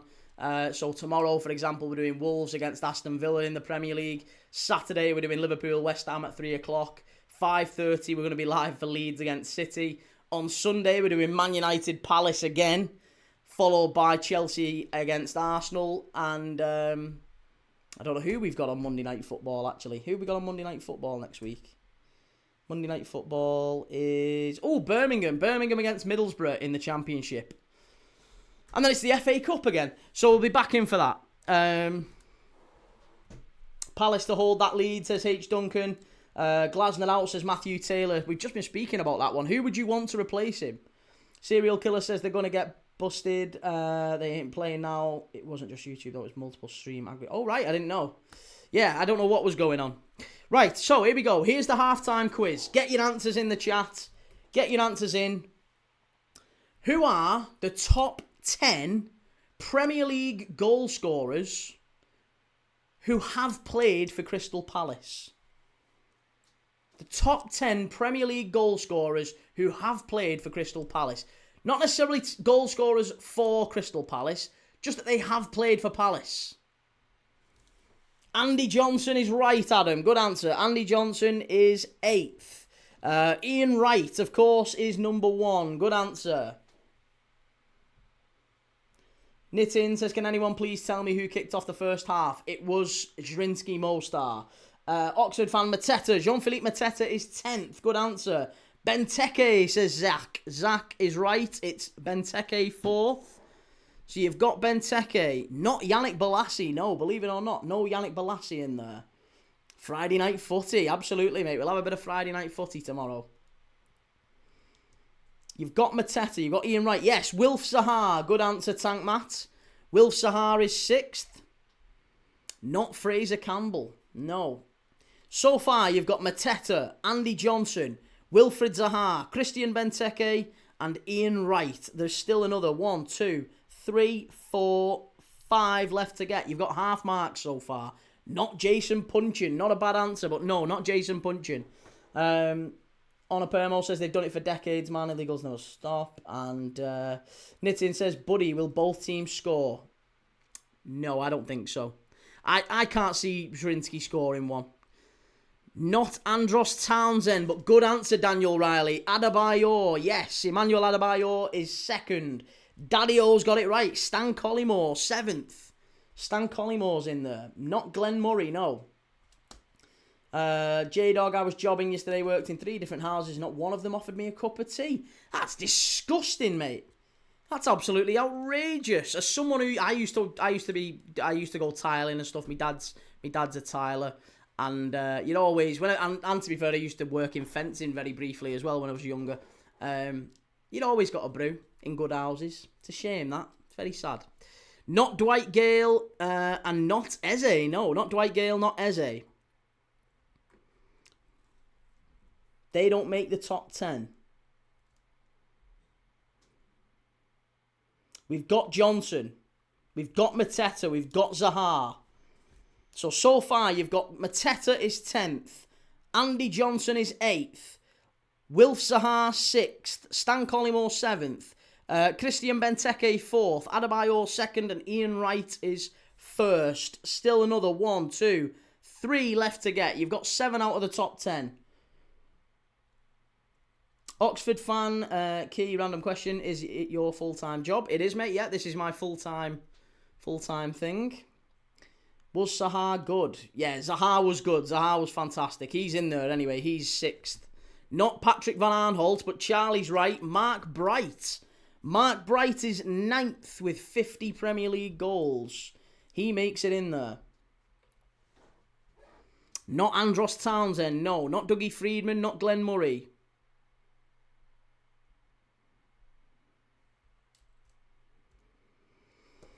Not Glenn Murray, no. Be intrigued to see how many Glenn Murray actually got, to be honest.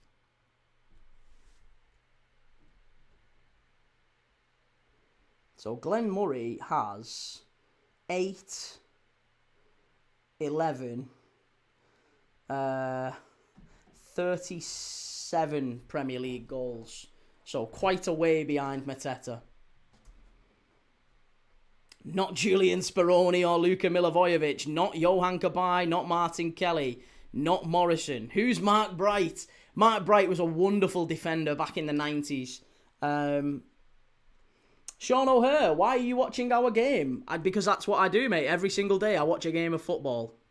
That's what I do. That's what this channel is about. Tomorrow we're watching Wolves and Villa. Yesterday we watched Real Madrid Benfica. Tuesday we watched Inter Milan against Bodo Glimt. On Monday we're watching Birmingham against Middlesbrough. We watch a bit of everything. Every single day. Not Schlupp. No, not Jeffrey Schlupp. Not Jordan Ayew. Not Darren Ambrose. Not Jim Cannon. Not Barry Bannon. No. Keep them coming. Keep the guesses coming in. We play shocking. Listen, you're winning. That's the main thing. You're winning. You've so far got, but we're looking for, if you've just joined, we are doing a quiz on the top 10 Premier League goal scorers who have played at some point in their career for Crystal Palace. Number 10 is Jean-Philippe Mateta. Number 9 is Mark Bright. Number 8 is Andy Johnson. Number 7, Stan Collymore. Number 6, Wilf Zaha. Number 5, you've not got. Number 4 is Christian Benteke. Number 3, you've not got. Number 2 is Adebayor. And number 1 is Ian Wright.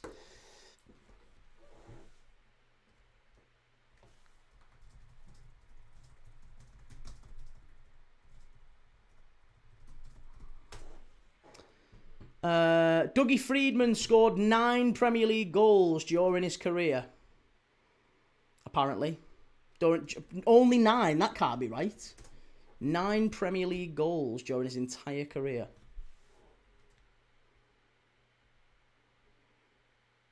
Yeah, he got 0 goals for Palace in the 97-98 Premier League season.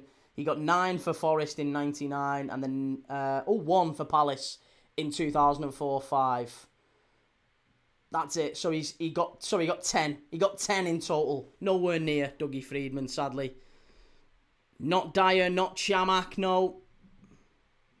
We've got Wilf Zaha. We've got Andy Johnson. We've got Ian Wright. Not Clinton Morrison. Not Victor Moses. No, not a bad answer though. It's not Jeffrey Schlupp. I'll give you the answers again. We're looking for the top 10 Premier League goal scorers who have, at some point in their career, played for Crystal Palace. Number 10 is Jean-Philippe Mateta. 9, Mark Bright. 8, Andy Johnson. 7, Stan Collymore. 6, Wilf Zaha. 5, you've not yet got. 4th is Christian Benteke. 3rd, you've not yet got. 2nd is Adebayor. And 1st is Ian Wright. All of those played for Crystal Palace at some point in their career. Not Glenn Murray, not Jason Punchin. None of those make the top 10. Come on, Palace fans. Chris Armstrong, Daddy-O. There you go. Chris Armstrong is 5th. He's in there. Chris Armstrong is right. There's one more left to get. Only one more left to get.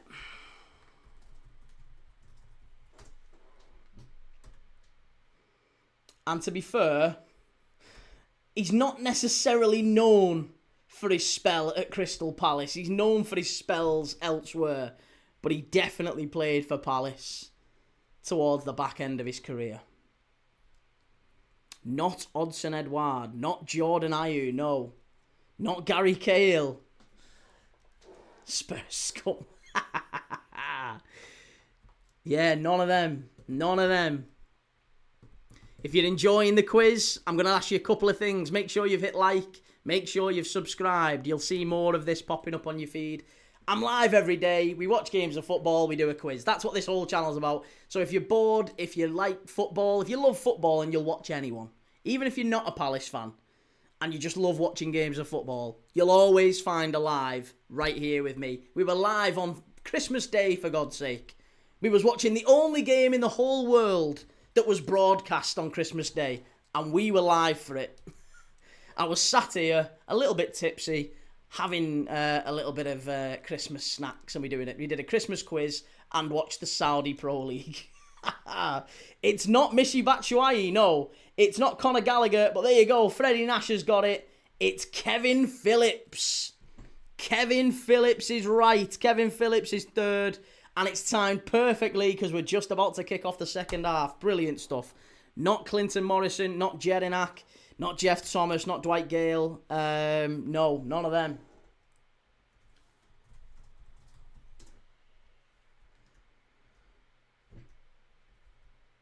Did Danny Ings play for Crystal Palace? No, he didn't, Adam, no.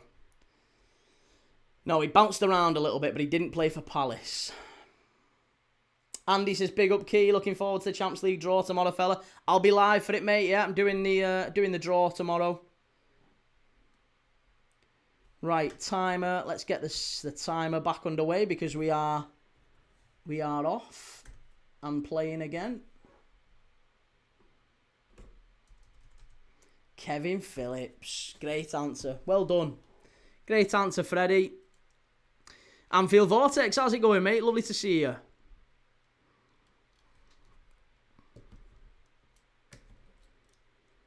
Yeah, Michy Batshuayi was a very, very good answer, but he didn't really play in the Prem for long enough, did he? It was always going to be... Yeah, and to be honest, most of those answers are like post-2000s, aren't they? You too, mate, you're looking well. Not too bad. Doing okay. Doing okay. Just enjoying the game, mate. A little bit of Crystal Palace against Zrinjski Mostar. Palace 1-0 up. But we're keeping an eye on all the other games that's going on. So, Fenerbahce are currently 1-0 up against Forest. It's half-time there. Fenerbahce still have to score 2 more. So, should be a decent game. But I'm expecting Palace to run away with this now and build up a little bit of confidence. Maybe go and get 3 or 4. H. Duncan, good to see Palace amongst the Europa. It is. Yeah, it's good to see Palace in Europe. Full stop. They're in here. Chance. Oh, unlucky. Good claim from the keeper. Did well. Kevin Phillips, 92 goals in the Prem. Known for his goal that got Palace promoted to the Prem. He's a good player. I liked Kevin Phillips. He was one of them. He played for played for everyone, didn't he? But he was just a really, really top player and a really likeable pro. Lawton, lad, do you have a genuine hatred to every single Arsenal fan, or is it just content? Why would you say that? Why would you think I have hatred for Arsenal fans? That's a mad thing to say. Do you think Atletico beats Liverpool or Spurs to reach the quarters? No, I don't think so. I don't think so. Ray Rocco says, do you rate Mateus Fernandes? I do, yes. I like Mateus Fernandes. I'd have him at Liverpool. Zach Hancock, he loves United. I can confirm as a Liverpool fan, I do not love United. Twisted Fate says, Key sent my new PC build into the gaming channel. Oh, good lad. Well done. Enjoy. Love that. Which gaming channel? Wish we still had James Milner in our squad. Really misses ethic and work rate. Honestly, I think, yeah, Milner, Henderson, Robertson, we are really, really going to miss these players. And they are exactly the players who a lot of Liverpool fans gave stick. Like, Jordan Henderson, he was such a good... It wasn't just his leadership and his communication and everything. He worked his socks off. He was a really good player, Jordan Henderson. There's a reason he's gone to Al Ettifaq and then Ajax, and now he's at Brentford. He's still in the England squad. You know, he's a wonderful, wonderful player. Set my new PC build into... Oh, sorry, in the Discord. Oh, I see. Sorry, I didn't see. I've not heard the Discord notifications go. Lawton, lad, maybe it's just my algorithm, but every time I've seen you, it's just hating on Arsenal and the fans. I watch a game of football every day, mate. Every single day. Arsenal don't play every day. So, no. It's not hating on Arsenal and the fans. But I will say this. It's not all about Arsenal. It's not all about United. I'm a Liverpool fan. I have a natural tendency to dislike United and Everton. And that's football, innit? That's not like... I don't hate Arsenal or Everton fans or United fans or any... I don't hate anyone. But do I like it when Arsenal lose or drop points in the last minute against Wolves? Yeah, it was funny. It was funny. I thought that was funny. And it wasn't just... It doesn't mean I hate Arsenal. I just thought most neutral fans were kind of cheering for Wolves on that night. Yeah. But hey, whatever. It's that's by the by. Henderson had a funny walk though, okay. Oh yeah. Alex Ferguson said he had a dodgy gait, didn't he? Gait, a dodgy gait. Rocco says he would do wonders at Liverpool. Henderson, I'd have Henderson back. Henderson would get in over McAllister. He would. VP changing it 4 changes. Something Dyche would not have entertained. Now get the job done, Forest. What changes has he made at half-time? That's interesting. What changes have we seen from Forest at half-time to try and get into the game? Will says, wow, Forest not surprised they're ringing the changes. It's not been a great first half for Forest, has it? It'll be interesting to see how they do. Lawton lads, summer signings. It's going to be another... Are you talking about which summer signings will we make? It's going to be another year of transition for Liverpool. We've really struggled this year because we've sold pretty much all of our title winners. Not really replaced them. The ones that we have replaced them with, we've replaced them with kids. The experienced players that we've brought in have been injured all season in Isak and Frimpong. Even the kids that we've brought in have been injured. Leone getting injured on his debut. I don't think Liverpool have literally spent all summer, as far as I'm concerned, walking under ladders, kicking black cats, and pissing on burial grounds we must have done something to just invoke really bad luck. Hudson-Odoi for McAtee, Igor Jesus for Luca, and Aina for Murillo. Lawton lad says, nah, I had a previous message but it hit character limits. The Anfield Vortex, loved your views during the Anfield 90 phone-ins, gets people thinking. To be honest, man, it's not even necessarily the objective is to get people thinking. I have been maybe called in the past a contrarian, but I don't see it that way. Then again, if I was a contrarian, then I would say that, wouldn't I? It's not a deliberate contrary prediction, position of whatever other people say. If you're saying up, I'm saying down. It's not like that. But I do find the general consensus views a little bit tiring on Arne Slot. It really upsets me a little bit, I've got to say. Penalty for Fenerbahce. Oh, here we go.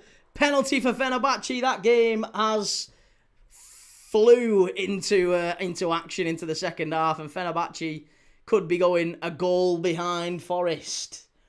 Ho ho! Bye Tottenham says, do you reckon United had a better transfer window in the summer than Liverpool? Short term, probably yes. Yeah, they kept hold of players. If we're talking about keeping hold of players as well as bringing new ones in, yeah, because they kept hold of Bruno Fernandes, they kept hold of some other players who potentially were going to leave, and they brought in experienced players. They have gone out of every other competition. It's worth noting. They went out at the first stage in the FA Cup, the first stage in the League Cup.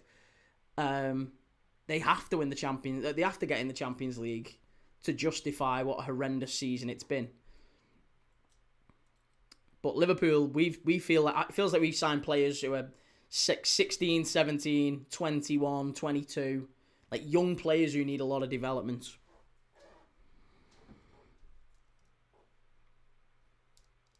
Kicking black cats when you beat Sunderland away.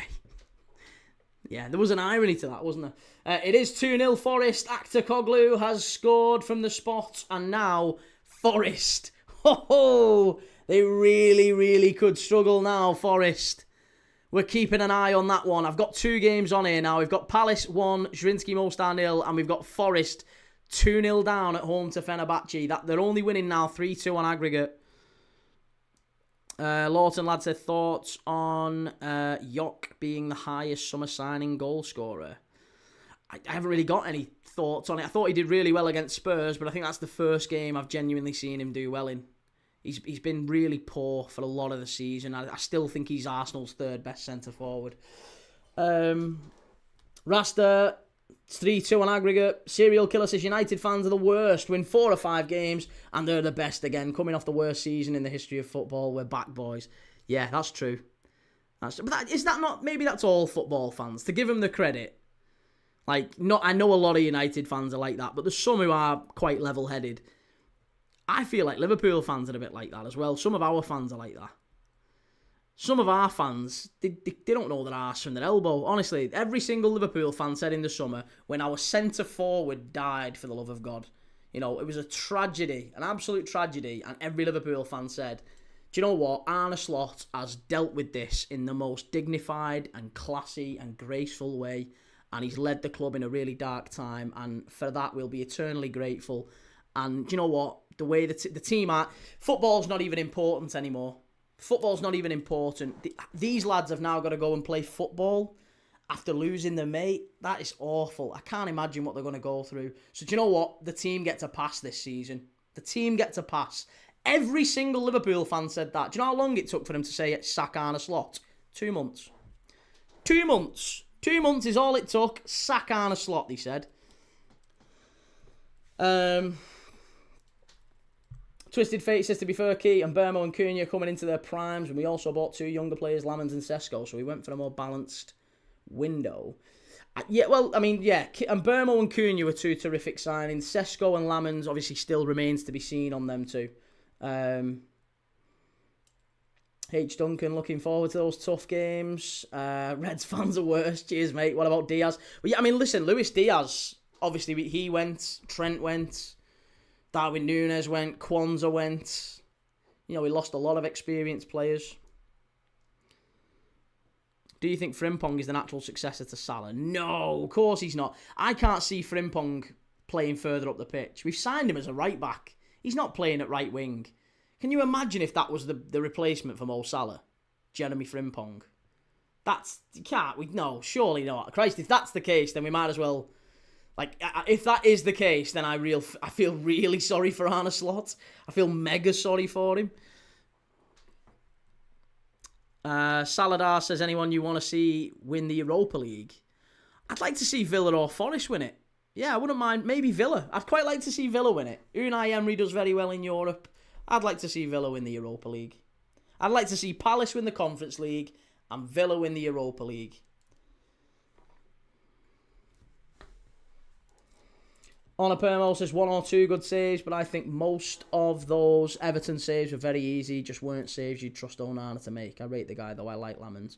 I like Lamans. I think he's aerially, he's really good, isn't he? He commands his box very well. However, I would also say with Senna Lamans, all of those shots that he saved against Everton, that he got a load of praise for, if any of them go in, you're looking at the keeper, aren't you, and saying... That's really poor from the keeper. If that goes in, you're questioning him. So, it's not a great save. They were just saves you'd expect him to make, as you said. Villa have courage, says H. Duncan. Serial Killer says no. Diaz left directly to do with Jota's passing? No, he didn't, mate. It was nothing to do with Jota. Luis Diaz didn't leave. That wasn't anything to do with Jota. Luis Diaz left because he had 2 years left on his contract and he was on... hardly anything, basically. He was on 75 grand a week, which, listen, for me and you, perfect, that's amazing, we'd take that every day, but he was on less than our backup left back, Kostas Tsimikas, and he was our starting star left winger for a team that had just won the Premier League, was competing in Champions Leagues and things like that. He wanted a big pay rise to 200 grand plus, and he got that at Bayern Munich. There was a lot of clubs around Europe prepared to offer him that, and he wouldn't sign a new contract with Liverpool unless we gave him big money. We weren't going to give him the big money because he was 29, and we weren't going to give him a 3-4 year contract on massive wages because he's not that player.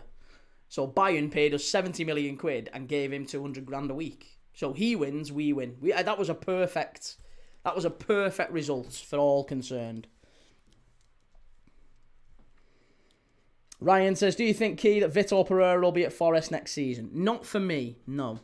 Crystal Palace have got the ball just kind of floating around the edge of the box. Will Hughes has come on and started to get amongst it a little bit.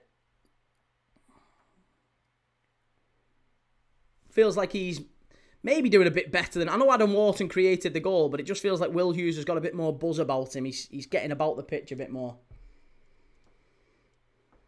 3-star says, camera focuses on Mr. Marinakis. We all know what happens next.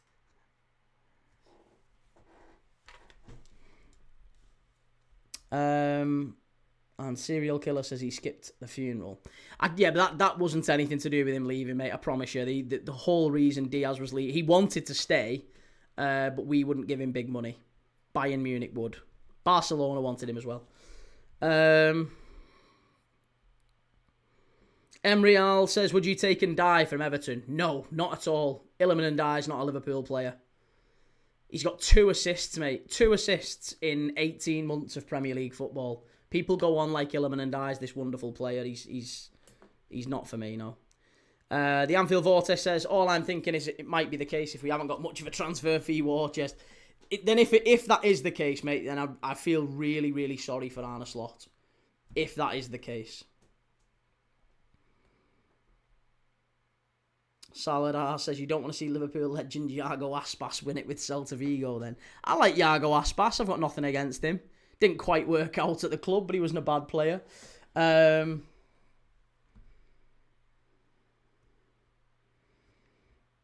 Hughes, pretty sure most fans would take Diaz on 200k rather than Salah in his current form. To be honest, mate, I think there's plenty of players we'd take rather than Salah on his current form, sadly. It's just not the same player anymore. ZZZ Edit says 1.5. Oh yeah, there'll definitely be another goal. I think Palace get at least one more. 3-star, if this goes tipped up tonight, Vitor Pereira might not even be our gaffer by the end of the night. Genuinely, I think there's a real possibility. We joked about it, didn't we, 3-star, about Nottingham Forest. And people said, oh my God, Forest have got 4 managers for the season. It's the first time it's ever happened in the history of the Premier League. And the first time someone said that in the chat, I just reacted and said, I'm not even that confident that it's not going to be 5 by the end of the season. It was the middle of February when they appointed Vitor Pereira. They sacked Ange Postecoglou after 8 games. If he goes out of Europe tonight, I'm telling you, Marinakis could lose his head.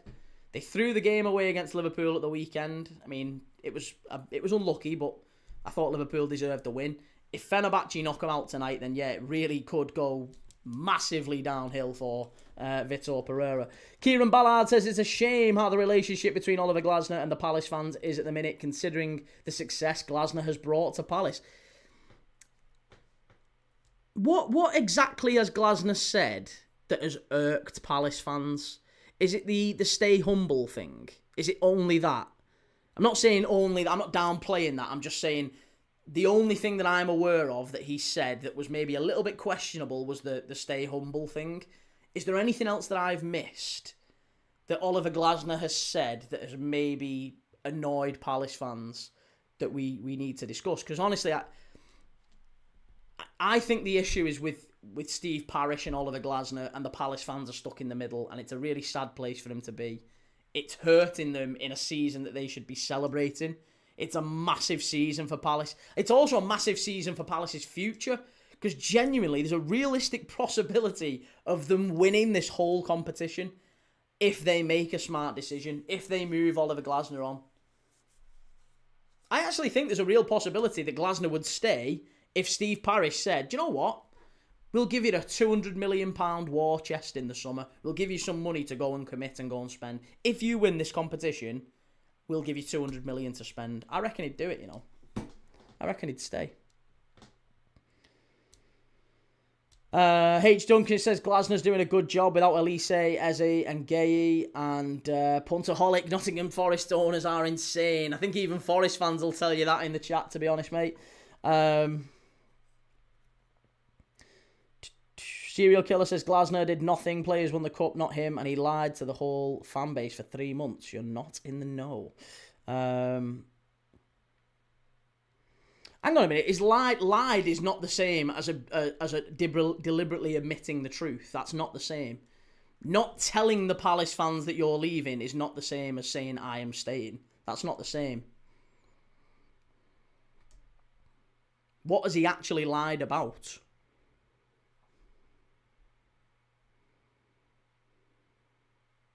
Peter Harrington says Glasner openly criticised management, completely unprofessional, because he knew what he was taking on.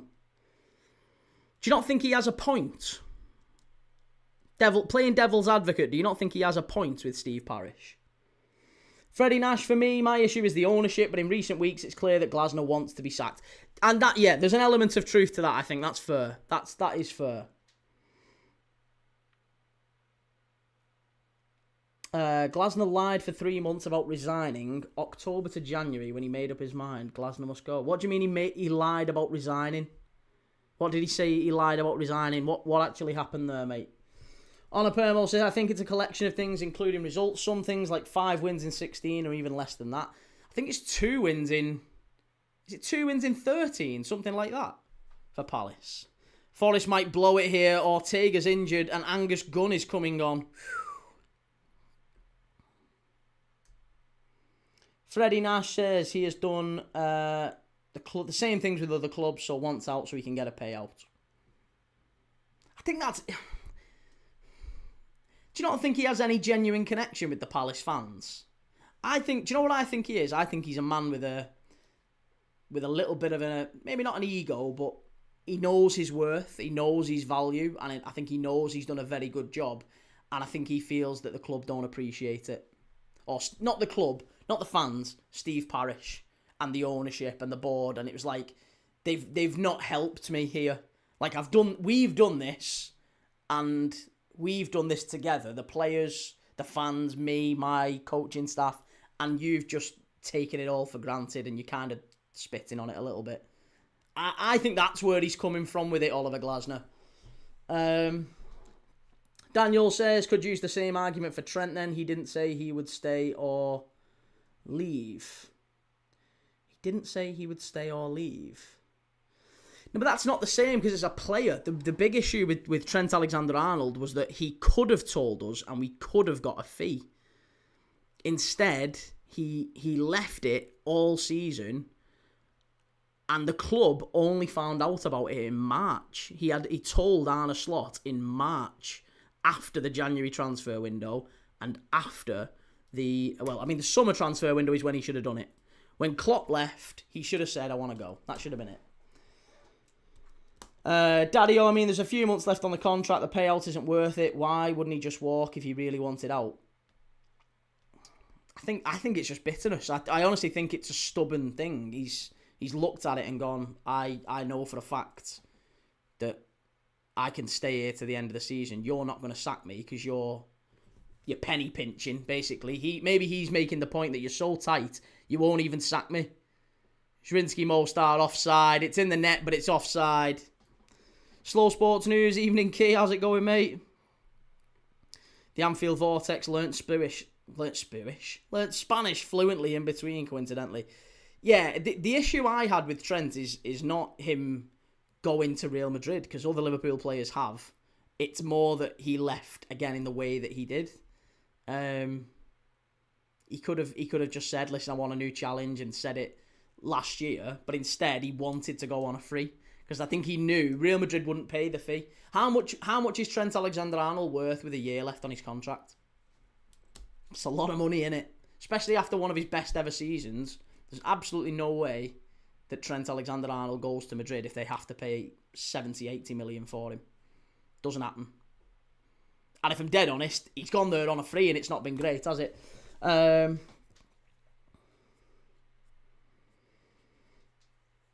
Serial Killer says, Parish and Glasner are shite. He's not a great coach at all. I watch every minute of Palace football for the last 25 years. Glasner makes mistakes every game.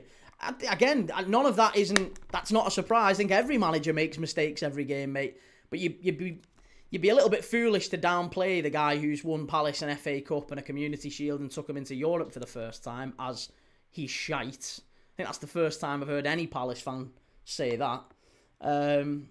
Crystal Palace fans need a little boy to be their manager. H. Duncan says Klopp needed a rest. Well, he did indeed. J-Dog says Man United won't want Glasner after his bitching and recent results. And Freddie Nash says Wolfsburg, Frankfurt and now Palace. He has done the same thing in that he's brought them up, but when he got bored, openly criticised the clubs and owners, then left shortly after. Fair enough. Okay, fair enough. Maybe he is that type of guy then that he expected. But then again, he has done really incredible things with these clubs. Like, again, let's not pretend that they're just run-of-the-mill things. He literally won a European Cup with Eintracht Frankfurt. He's won an FA Cup with...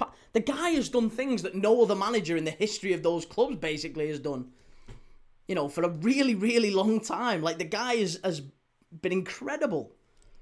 And I think he's maybe right to think, well, do you know what? If I've been this good and we've managed to do things no other manager in the history of the club have done, I would expect you as the board to give me a bit of backing. And he's not got it.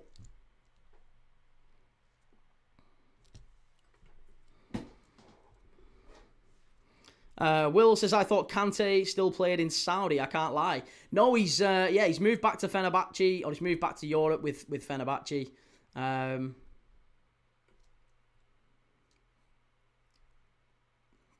No manager wins a cup when a team makes the final. If the players don't or can't get up for the final, what can a manager do? Ask any manager. No manager wins a cup. I'm not sure where you're coming from on that one, mate. I think if a team wins a cup, then the manager's won the cup as well. Daddy-O, I'd like to see a rule you can only change managers in the transfer window. I think that'd be fun. Could you imagine January? Rasta says, like, share and subscribe to the channel, chat. Even Arsenal fans in the chat are telling you to subscribe. Apparently I'm an Arsenal hater. No, I appreciate that, Rasta. What a guy. Thank you very much. We are 20 minutes away from full time here at Selhurst Park. Palace, if anything, it looks like Zrinjski are growing back into the game. They are taking the game to Palace, and there's still only as long as there's only a goal behind, there's every chance they could maybe nick an equaliser. They're just lulling into that horrible space. I hate this as a football fan. I've seen it many times this season with Liverpool. When a team goes ahead and they just take the foot off the gas. Palace think they're through. I think we all thought it, didn't we? When Lacroix scores that goal, we all thought, that's it. That should be 5-6. I said it. 5-6, 7-0 to Palace. They should waltz this now. But Palace haven't gone on and really tried to kick on and get that second goal to kill the game dead. And it's lingered and lingered and lingered. And now we're into 75 minutes on the clock, there or thereabouts. And Zrinjski Mostar are looking and going, do you know what? We only need a goal. We only need a goal and we're back level. We can take these to extra time. And now Oliver Glasner's sensing that and he's bringing on Brennan Johnson. Richard says people always forget where they're coming from. Crystal Palace have never won a trophy and this guy did it. Absolutely right, Richard. Couldn't agree more, sir. Couldn't agree more. Serial Killer says, obviously a manager wins the cup, but when a team gets to a cup final, it's up to the players to show up. I know, but by that logic, like, you're not giving any manager credit at all, really. Like, it's always down to the players on the pitch, really, isn't it? If it doesn't really matter, it's always just down to the players on the pitch, then the manager doesn't get any credit at all, really. Caleb says 1.5 in the Fenerbahce Crystal Palace game. Well, yeah, 3 in that one, I think. Kieran Ballard says, I think Southgate should take over at Palace. And Freddie Nash says he knew coming into Palace what sort of team they are. We buy cheap, grow players, then sell on for profit. Realistically, we need another 5 to 10 years to fight consistently for Europe. But 2 seasons back-to-back in Europe certainly can't help. Or certainly can't hurt, rather, can it? Especially if you're winning things. Just changes things. Ismail Assar should be. Oh, it's poor. Why did he cut in there? Massive chance for Palace. Ismail Assar really should have stuck that away. He was one-on-one. Clarkey says, I think if Man United beat Palace on Sunday, he'll walk out the door. I think there's going to be an inquest at some point with Glasner and Palace, and it's going to get to a point where he's like, nah, I'm not leaving. You're going to have to sack me. And he'll go to the bitter end with it, I'm telling you. Neil says the board didn't back him and he is right to be angry. He gave us a football we only dreamed of at Palace. 10 years ago, but at the same time, a professional manager and outburst to the press is a no. Neil, I like that take. I think that's a very, very sensible and balanced take, and that's kind of where I am with it. I think he has, to a degree, he's thrown the club and maybe the fans a little bit under the bus because he's upset and he's annoyed. But I think he's right to be annoyed. I think he is right to be upset and annoyed that the club haven't, really shown that they want to take the team forward. And when I say the club, I am speaking just about the board. I'm not talking about the fans. I think the fans have been amazing for Palace, and I think he has got a connection with the fans, and I think he'll look back in years to come and maybe regret how he's going out. Managers are very quick to forget about legacy because maybe he's quite detached. I don't know. Is he an emotional guy, Oliver Glasner? Strikes me as quite detached. Maybe as managers you have to be that because you're always moving around. You're never at a club very long, are you, as a manager? So you never do get too emotionally attached. But, I genuinely believe if he'd have left Palace in the right way, we could have been talking statues outside Selhurst Park for the guy. He's that kind of guy. That he's done something no other manager will do. It's a really, really big thing for him. And yeah, to go out like this, I can't imagine how it must be upsetting Palace fans. Freddie says the chairman is at major fault, but Glasner's attitude could pull us into a relegation battle. That's fair enough as well. That's very fair. Right, so Forest have pulled one back. So it's now 2-1, and with 10 minutes left to go, I would imagine that is the end of the game, to be honest. Fenerbahce now need another 2. But Marcos Asensio's come on. Huge goal, that for Forest.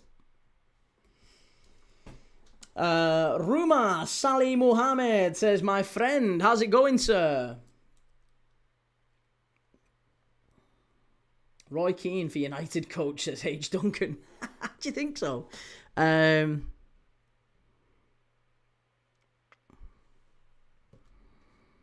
Big Mark says, hello Palace, 2-0, do you think? I'm amazed that we've not seen like a 4 or 5-0. I really thought we would see Palace score more. I think Palace have they've just slumbered a little bit. It's very cumbersome and very casual for Palace, I feel like. And it really won't take much, I'm telling you.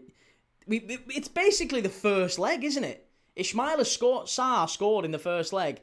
Palace didn't really kill the game off. And then Zrinjski Mostar scored late and equalised. It could happen again. It could be an exact replica. And then we go to extra time, we go to penalties. It's so close. Neil says, thank you. It's not a good look for him if he wants a bigger club, which he could manage, and the players he's managing. Form dipped after his comments, and players don't have that trust. Yeah. And I genuinely, mate, as a Liverpool, I'm a Liverpool fan. I don't have a horse in the race. I like Palace as a club. I think Oliver Glasner's a good manager. But it is frustrating. I can't imagine how irritating and frustrating it must be to be off the back of your best ever season and so excited and all that for Europe and your first real let's go away, Palace, big chance here, should kill it off, should be 2-0, must be 2-0, what a save, keeper. Gesand, you've got to score that. That's so bad. He's got to stick that away. It's a wonderful save from the keeper. The centre-back, it's the captain. It's the captain of Zrinjski Mostar, takes a heavy touch. Gesand's one-on-one with the keeper. He runs it a bit wide. It's a touch heavy. And he tries to dink it over the goalkeeper. A little Michael Owen style finish. And the goalkeeper's head saves it. It's gone behind for a corner. Still 1-0 to Palace. What are we saying? Sorry. Serial killer Fox's coach was gone 6 months after winning the Prem. Glasner's tactics never won Palace nothing. Glasner's tactics never won Palace anything. Listen, mate, you're absolutely entitled to your opinion, of course, but I think you'll find... I would imagine you're in the minority of Palace fans feeling that way. I would be astonished, quite frankly, if Palace fans would be saying that Glasner takes no responsibility for the FA Cup win. And his tactics haven't won Palace anything. I don't know if you get many Palace fans on board with that. Still think he's a wonderful coach. But hey, again, you watch a lot of Palace. Obviously, you're a Palace fan, and that's absolutely your right to feel however you feel.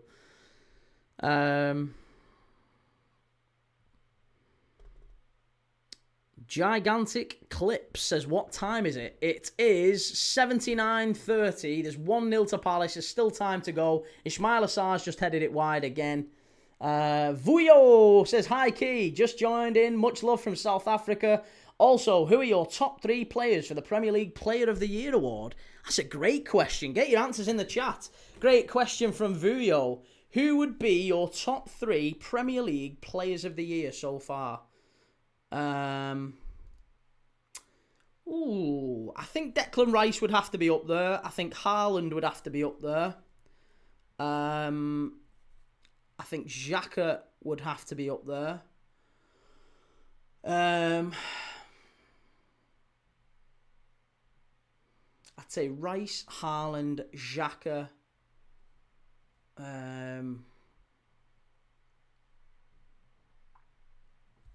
It's so tough because you look at teams like Brentford, for example, and I think they've done really well, but it's been more of a team effort. Like Michael Coyote's done really well, and I think Vandenberg's done well, and obviously you've got Igor Thiago up front who's been terrific. But I'm talking about standout signings and standout players this season. I'd probably go with those 3. Rice, Xhaka and Haaland. They would be my 3 for Premier League Player of the Year. In my humble opinion, anyway. Be yourself, Dylan. What's your favourite fruit? My favourite fruit? Do you know what? Probably a Satsuma. I like a Satsuma. Yeah. Graham says Virgil. Zubamendi says Rasta. I wouldn't have... No, not Zubamendi. Sobo's not been bad. Foxy Rafa's working wonders at Panathinaikos. What a legend. Love him. Love Rafa. Bruno Fernandes. I wouldn't have Bruno. But I think Rice, Haaland... Soboslai's not a bad shout. I think Xhaka. Xhaka for me would be Player of the Year. Irrespective of what happens between now and the end of the season, I would be giving Player of the Year to Granit Xhaka. Genuinely, I think he's been amazing. And he's not only kept Sunderland up, but he's dragged them to the brink of maybe challenging for a European place. And I think he deserves a massive, massive credit for it. So, yeah, Granit Xhaka for me would be Player of the Season. Premier League Player of the Year. Palace ball in. Must be. Oh, no. Good effort. Strike from Kamada. Miles wide. Poor that from Kamada. Harshon Awane says, do you think there will be a second goal? I really hope so. I really, really hope so. But I don't know. I'd like to think there would be. We've got another 10 minutes or so left, unless Zrinjski Mostar get an equaliser. If there are any games that are going to extra time, I am happy to maybe switch them over and put them on. Bologna looks like that one's done and dusted, to be honest. Celta Vigo, they're done and dusted. Genk against Dynamo Zagreb. Oh, Genk against Dynamo Zagreb could be going through to extra time. We could watch that one. Forest and Fenerbahce, I think, is done. And in the Conference League, Alkmaar are through. Lausanne against Sigma Olomouc, I think, Sigma should be going through there. Lecce going through against Koups Kuopio. And honestly, out of all of the European ties tonight, the only one that's in the balance is this one. Crystal Palace and Zrinjski Mostar. There's a real possibility that Crystal Palace, if they concede, they go to extra time here. They've got to get another goal and kill it off.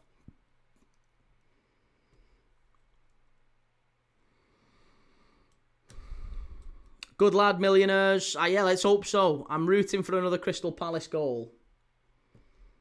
Harshon Awane says Genk v Dynamo Zagreb could go to extra time. Yeah, it probably will. Ball out to the left-hand side for Tyrick Mitchell. Good ball in. Keeper claims it nice and easy. Genk, very inconsistent this season. I refuse to back the Belgian league, mate. I'd just stay away from it. Oh, Dylan, thank you very much, mate. I didn't see it come through. Thank you, mate. Really appreciate that. All the way back to the Palace goalkeeper, Dean Henderson. On a permo says change managers, Genk did. And Freddie says there will be a second, but to Zrinjski. Then a boring goalless extra time and Zrinjski to win on pens. You're exactly the same as me, mate, as a football fan. I'm exactly like, I feel cynical watching Liverpool and thinking, oh, we're going to throw it away every single game. Serial Killer says, so Glasner's tactics are playing the same 11 until they get injured, running them into the ground. Loan out our best bench youth players. Unless you watch every 90 minutes, you don't know. I'm not professing to know. I'm just saying I don't think that there will be many Palace fans who, like you, watch every single 90 minutes. I don't think there'll be many who would agree with that statement. But again, that doesn't mean that you're not absolutely entitled to that statement. Palace are through. This really should be 2-0. Ismail Assar. Oh my God. He's missed the sitter again. Oh no. He's missed 3 sitters there.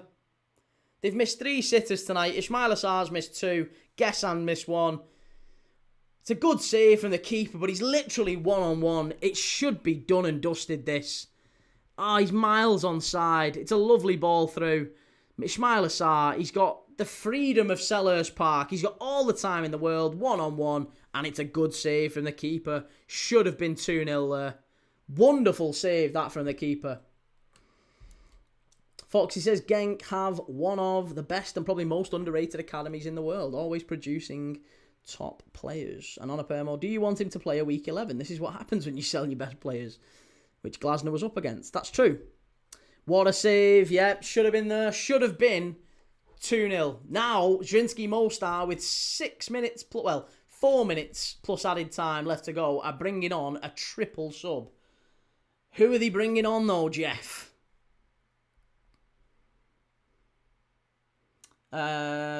So they're taking off the centre-back, I think.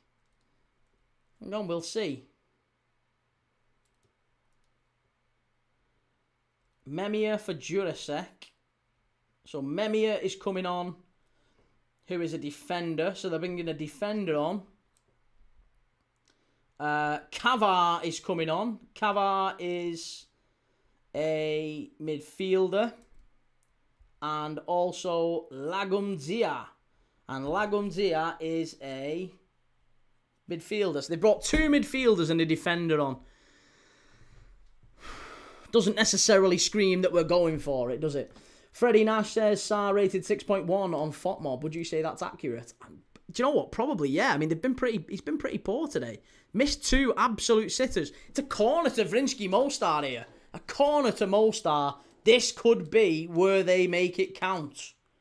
92FC says maybe they shouldn't be allowed to sack managers to the end of the season unless they resign. Oh, here we go. Could there be a second goal in the game here? Zrinjski with a corner. Headed away to the edge of the box. Back out to the corner taker. Zrinjski puts it in. Cleared away by Palace. Don't hit that. Don't hit that. Good ball, far side. Strike! Oh, claim for the penalty! Claim for the penalty, ref. Has he give it? Oh, he's give a free kick to Palace. I tell you what, lucky boy. Lucky boy. Claim for the penalty kick. Ooh, I don't know, you know. I'll have to see this one back. There might have been a claim for the pen. The referee's having none of it, mind, so mustn't have been that big of a claim. But as the ball comes in, the ball falls, and it's one of them where... Yeah, you're not getting a pen for that. It's one of them where Will Hughes, the player is about to strike it. He's just about to strike it. And Will Hughes comes from behind him, comes from just out of earshot, basically. And he kicks the back of Will Hughes' leg. It's not a penalty, but it's one of them where you've seen him given, maybe. Foxy says, Key, sounds like you want Palace out. I don't want Palace out. I'd like to see maybe another half an hour of football. I like footy. But no, I've sort of already said I want Palace to win the whole competition. I'd like Palace to win it. But I wouldn't mind going to Eki time and penalties as well. Zrinjski Mostar, ball in. Oh, hey, oh! Dean Henderson, that was a bit silly. Lacroix's just been absolutely taken out there by the Zrinjski Mostar attacker. Pride of Merseyside says, Key, we win 2 or 3-0 on Saturday. I think we win quite comfortably on Saturday, mate, yeah. Ronald says, Crystal Palace have not been good in the Conference League. They've not, mate. No, I agree. They've not been brilliant at times. They've struggled. We watched Crystal Palace away at Strasbourg earlier this season. They were terrible. I thought they were really poor in that game. But honestly, Palace have been pretty poor for a lot of the season. And it's sad. Like I said, they're a really good team and a really good club. And it's just, I feel like maybe the fact that Glasner's already let it be known he wants to leave and is leaving, it's kind of just upset the whole apple cart, hasn't it? What's your prediction for Wolves against Villa tomorrow? Prediction for Wolves Villa tomorrow. I'd like to see Wolves get something. I think they might do. I'm going to go 1-1 for that one. Yeah, 1-1. Wolves Villa 1-1. I'll be live for that tomorrow if you want to join me. If you want to fancy do another watch-along, another quiz. We'll do quizzes and watch-alongs all night.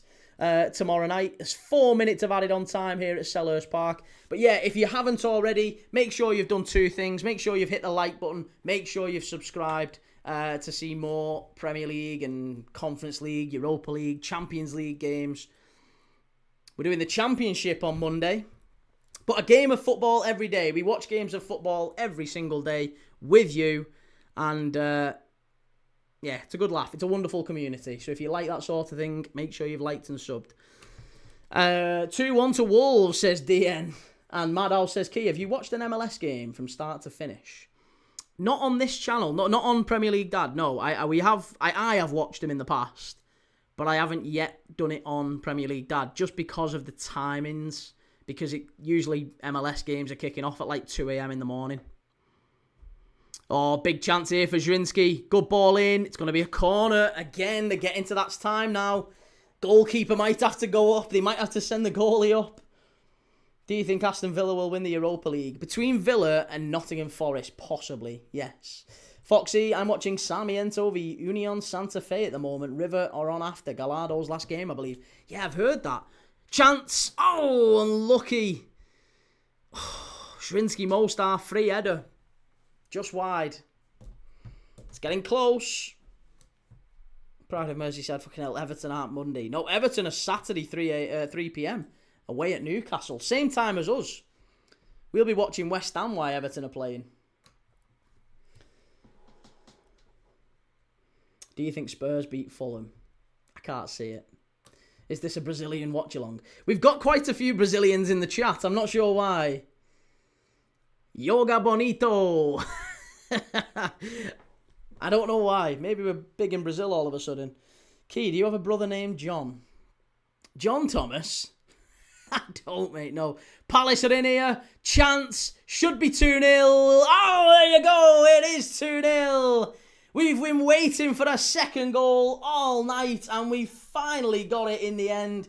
There you go. It's a wonderful finish. It's Evan Gesand. He smashed it in the bottom corner. He missed the sitter earlier tonight, but we finally got a goal. It's 2-0 Palace. Game's done. Game set a match. The Eagles go through. Great win that for Palace. Much deserved. Little bit of a stick, little bit of a difficult one, but much deserved win. They deserve to go through. And there you go. 3-star says, sorry, I haven't been posting as much tonight, but my nerves have been frayed. Mate, don't worry about it. I understand. Your team are playing. I get it. It's all good.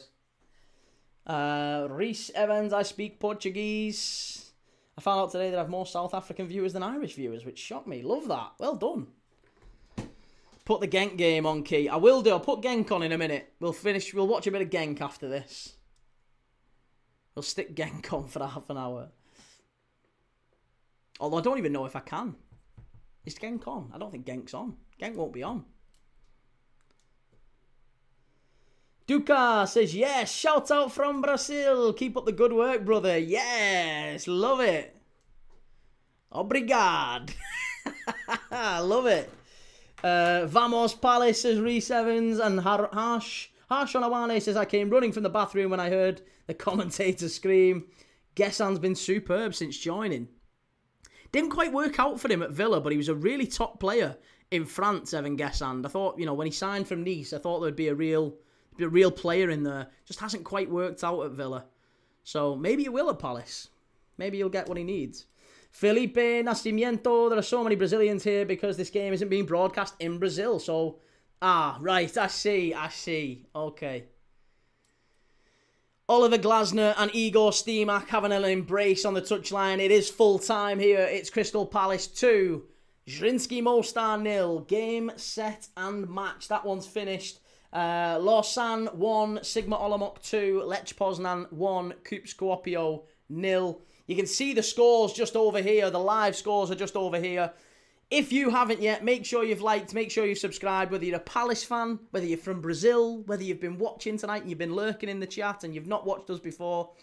I'm live every day. We watch games of football every single day on this channel. Tomorrow we're live again for Wolves against Aston Villa. And yeah, we're live for Wolves Aston Villa tomorrow. Saturday we're back for Liverpool against West Ham. 3 p.m. kickoff. I'll be live from 2 o'clock. So Liverpool, West Ham, followed by Leeds against Manchester City. Huge game in the title race, that one. Sunday, we'll be watching Palace again. If you're a Palace fan, we'll be watching Palace again on Sunday at Old Trafford against Manchester United. That one's going to be a really good one. Sunday at 2 o'clock. And then 4:30, Chelsea away at Arsenal. Arsenal-Chelsea. Oh my God, Lausanne have scored against Sigma Olomouc. That one's going to extra time as well now in the Conference League. Lausanne have managed to pinch a late one. But yeah, Genk and Dynamo's are great. I think Genk and Dynamo... I'm not going to be able to watch Genk, am I? I think I'm going to be able to watch it, mate. I think it's finished. Well, not finished, but I don't think we can watch it on here. Can you watch it? Can I watch it? I don't know if I can, you know. Lausanne have scored up the Palace, says Sizwen. Genk, Dynamo Zagreb. Oh, yeah, there you go. I can actually watch it. Can I watch it? Why can't I watch it? I think I can. There you go. Genk game is on DAZN as well. I see. I didn't know. John Sutil says, I am France. Don't understand your biggest city. England football is rubbish. Birmingham City and Leeds United. Crap. Your two biggest city. Okay, John. It's on TNT Sports 6. No, I've got it now. Yeah, I've got it. It's on Discovery Plus, no, okay? I've just got it on here. I've got it on TNT Sports 6. Red button on TNT Sports 6. Genk against Dynamo Zagreb. So yeah, we'll watch the next 30 minutes of this. Why not? We'll watch a little bit of Genk and Zagreb.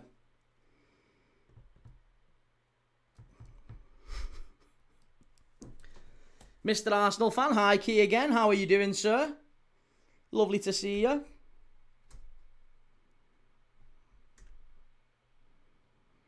Good win that for Palace. Really good win in the end. Good result. Fair play. Right. Okay. Well, I need to end the timer.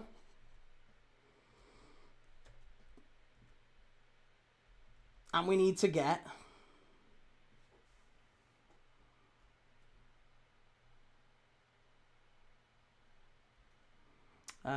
the overlay changed.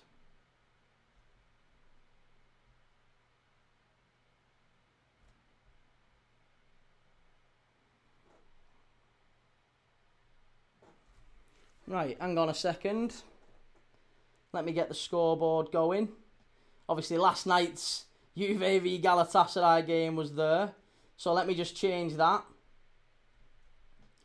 Let me just change the Galatasaray Juve result. First half of extra time. Customise. Setup. Genk versus...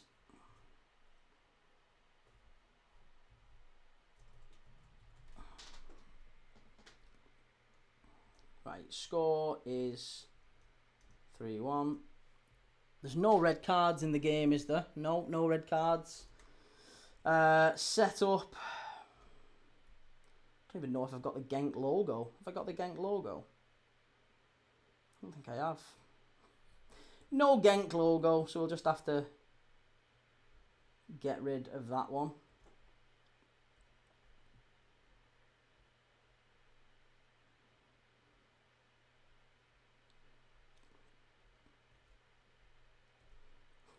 some reason the Borough logo's just come up there. Do you know what? Team logo's off. There you go. Perfect. Right. Sorted. Let me just change the aggregate score. What score is it? 3-1. So it's 4-4, right? 4-4. There you go. Perfect. Right. We're off. We're off and underway for this one. Match time is 30 seconds in. Right, perfect. Okay. There you go. You're a YouTube magician, Key. Seamless transition to Genk. Oh, look at that. Look at that. Who said we couldn't do it?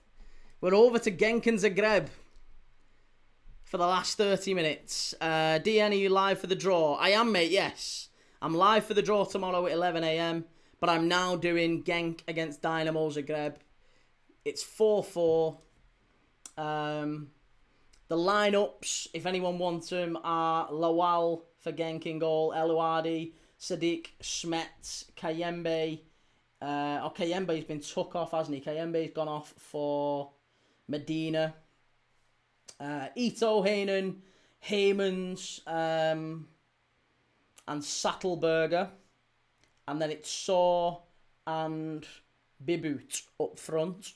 For Dynamo Zagreb, it is Livakovic in goal. Dominik Livakovic with Valincic, Galesic, McKenna. What's McKenna? I didn't know McKenna played for... Scott McKenna plays for Dynamo Zagreb. Did anyone know that? Scott McKenna, of all people, plays for Dynamo Zagreb. Stojkovic, Misic, Zaik, Bakra is the goal scorer. And Dynamo Zagreb also brought on Lisica, Varela, and Perez Vinlof. Matteo Perez Vinlof, formerly of Bayern. Good young player. Do you think extra time will have 2 goals now? For this one, no. I don't think so. I think this one's going all the way to penalties. I'm predicting penalties. DN, key in the back, you toffee. Oh, blue in the back, sorry.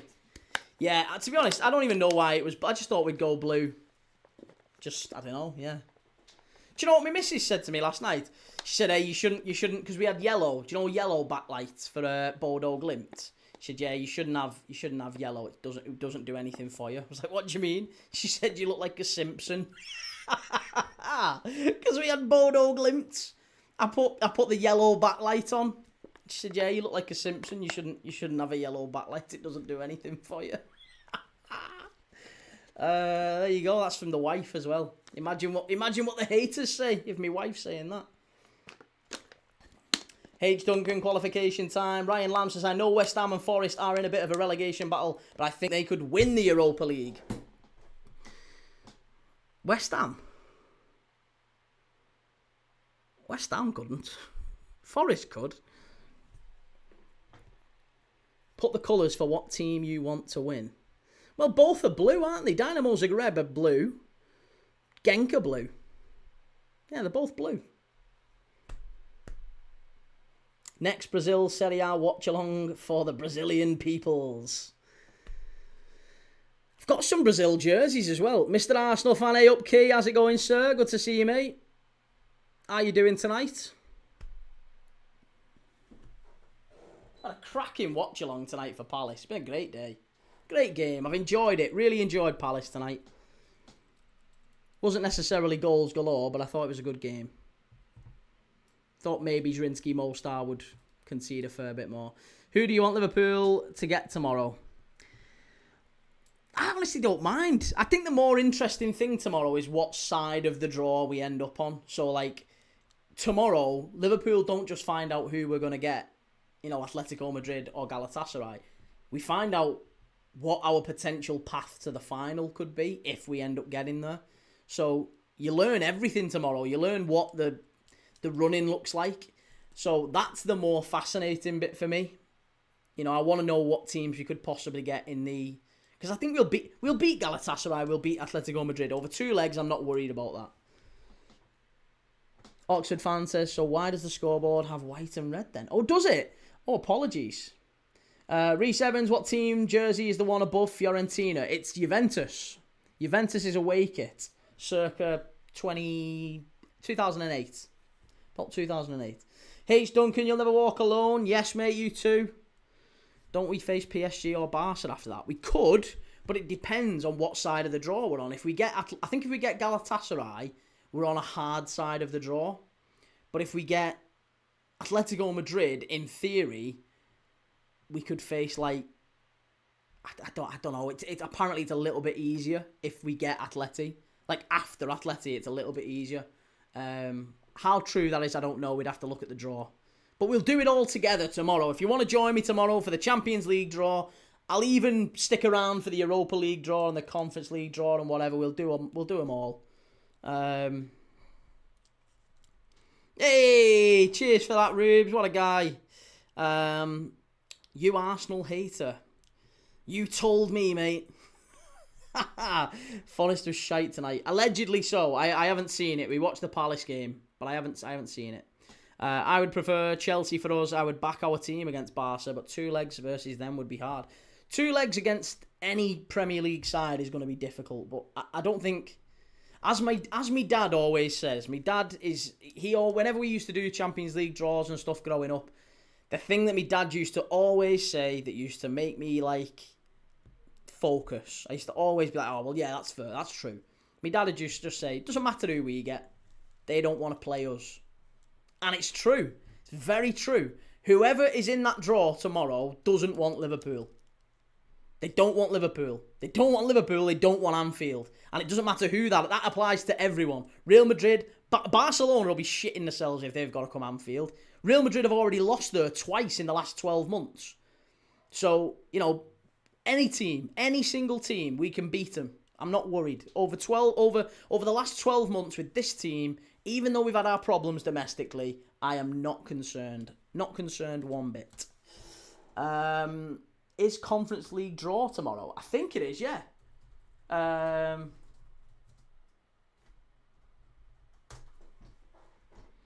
When is the Conference League draw? Let's have a look. Yeah, Friday, 27th of February. The UEFA Conference League round of 16, quarter-final and semi-final draw takes place on Friday, the 26th of February. And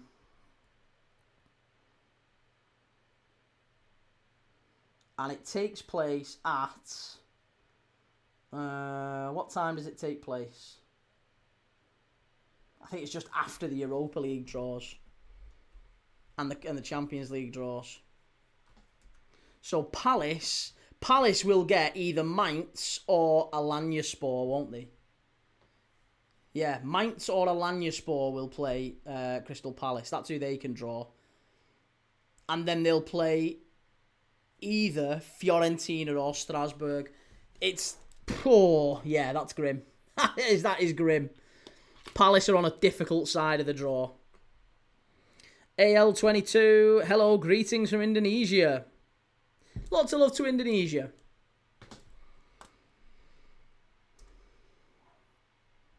Turbo Tony, come on Palace, so happy. Wonderful, that Turbo Tony. It was a good game, that. Thought you did really well. 1 o'clock tomorrow it is. Appreciate it. Okay, so it's 11 o'clock for the Champions League draw. Must be 12 for the Europa League, and then 1 o'clock for the Conference League. Might just go live for each of them, we'll see. Eagle Nate says, phew, we just about got over the line. Yeah, you've got... It's a very tough draw, though, for Palace next round, isn't it? I think Mainz would be a tough test, if you got Mainz. And then after that, you've got Strasbourg, potentially, or maybe Fiorentina. Sorry, Key, I meant to say Nottingham Forest will win the Europa League. I think so, too. Brendan said, is that a sign of how far ahead the Premier League... people saying a relegation threatened Prem shite was shit in knocking out one of the top teams in another league. Yeah, probably. Forest are miles ahead of Fenerbahce, and they are, one of the top sides in Turkey. Historically, we're a really, really good side in the Champions League. They've fallen down. They've fallen on hard times with Domenico Tedesco. AL22, can you speak Indonesian? I can't, mate. No, sadly. I apologise. Stuart G, how you doing, Keith? I'm good, sir. How are you? More importantly, they're in. Oh, it's there! Genk have scored. It's Ito. Junior Ito has scored. It's 3-2. Genk are now 5-4 up on aggregate. A fantastic finish that. Did really, really well. And just nicked it past the goalkeeper. And it's 3-2. 5-4 on aggregate. Genk back in front. Now Dynamo Zagreb have got to come out. It all stemmed from Dynamo Zagreb giving the ball away. And he might be offside. He might be offside. I wonder if there's going to be a check. You can see that the Dynamo Zagreb players have got their hands in the air. They're asking for a check.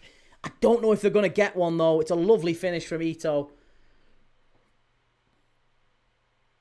Thoughts on Arsenal's game at the weekend and City's? I think Chelsea can get a point at Arsenal. Leeds is definitely the type of game that City would drop points in. I think that might be an own goal. I think he tries and finish it. Deflects off the defender. Junior Ito's now getting subbed off. But it is 3-2. I think Leeds is the sort of game that City could struggle in. You know, Liverpool have gone there and dropped points. Chelsea lost there. United dropped points there. It's a tough place to go. So yeah, I think City could maybe drop points. But I do think Chelsea will nick a point off Arsenal. What are we saying? Sorry, Turbo Tony, cheers 3-star. Hopefully we can do it. Fiorentina might be better for Palace, not a park the bus team. They're all over the place as well, Fiorentina, at the minute. I'm a big fan of FC Barcelona, says AL22. Oh, brilliant. Forza Barca. What's Forest's next two possible opponents? I'll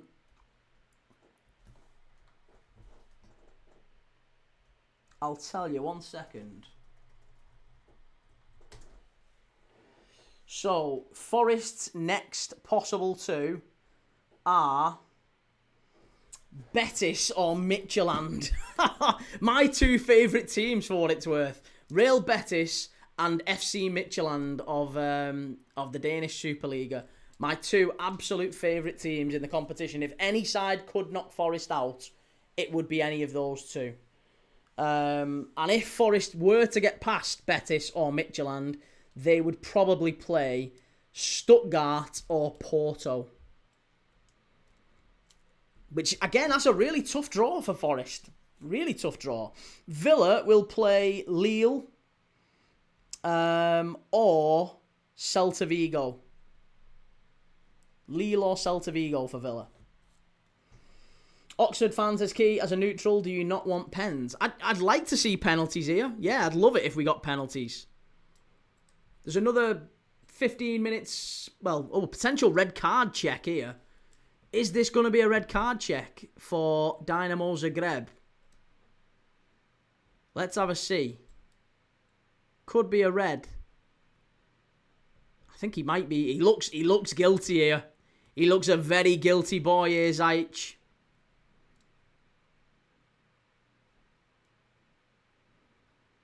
Let's see.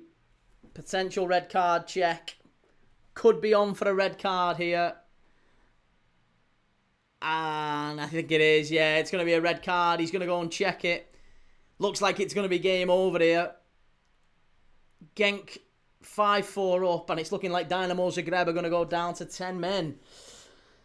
Bradder says, what games are you doing at the weekend, Key? So we are doing Wolves against Aston Villa tomorrow, Friday night football. Hopefully you'll join me for that. Let's just watch this back. Hang on. Oh yeah, that's a red card. It's a red. It's a clear red. Yeah, it has to be a red card. I'm sorry. It's a ridiculous decision. It's a ridiculous decision. It's a clear red. Absolutely stupid that from Stojkovic. Luka Stojkovic, 22 years of age. Bit of a star in the making at Dynamo Zagreb, to be honest. He's very, very highly rated, Luka Stojkovic. And, lashed out. Just spun round and slapped the Genk player. That's silly for that. And he's just cost his team the tie, really. It was Štimac who went down. And that's embarrassing as well from Štimac, the centre-back. He should do better there, really. 3-star Reds. Hey, 3-star Reds has been a Premier League Dad Hall of Fame member for 2 months there today. Unfinished business for us from the league. The stage against those two teams. Exactly. You've already beaten Betis, haven't you?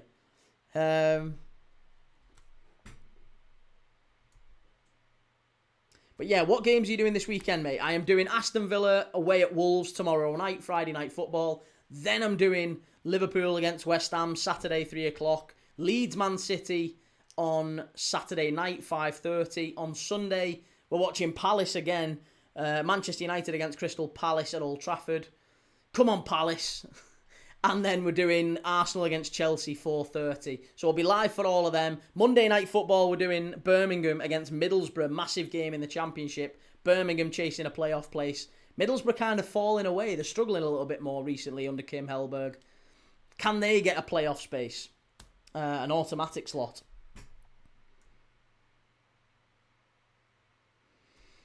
Brada says, really silly when chasing a goal in added time to be doing that. It was stupid, wasn't it, of Stojkovic? He should know better, really. I know he's 22, but should really know better. Wolves v Villa 2-2, says Pride of Merseyside. And Latte Firm says Chelsea are getting slapped on Sunday. We shall see. I won't be so cocky. H. Duncan says, most people know the Prem fixtures and the team fixtures, but looking out for next Champions League fixtures. Next Champions League fixtures, I mean, I guess we'll see tomorrow what the draw is, but I'll be doing them. Brendan says, seems outside the very top sides in Spain, Italy and Germany, the Premier League overall standard is miles and miles ahead of everyone, and lots thinks it's a bad Prem season. I do think it's a bad Premier League season. I think the standard of the Premier League at the very top has actually fallen. But I do think maybe the rest of the league has risen just a little bit. Ryan says, is Midtjylland the team that Ange Postecoglou failed to beat, Key? Yes, that is the same team. Very good team, though. They are a really good side. DN says, if it's possible, I would love Liverpool in the quarters, second leg at St. James's. Well, Liverpool, I think Liverpool, whoever we get at home, second leg. I think, anyway. I don't know. We'll see. Maybe I'm wrong. Very, very nearly half-time in extra time. And there you go. I think that is going to be half-time in extra time. Is it? Not quite. Not quite.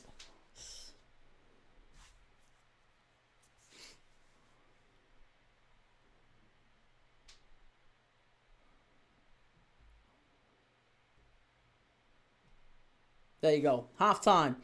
Okay, another 15 minutes to go.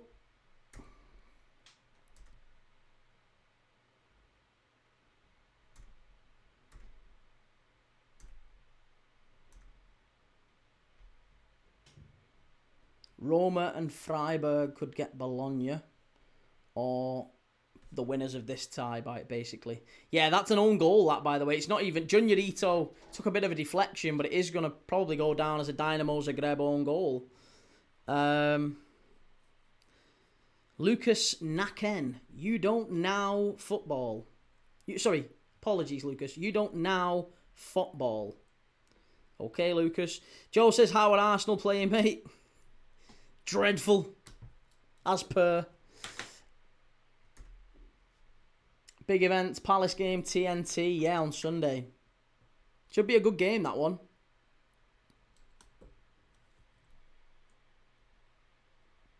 Should be a very, very good game. Right, let me reset the clock because we are very close to the second half kicking off. Second half of extra time. Key really don't now football. Yeah, very, very true. I would never argue otherwise.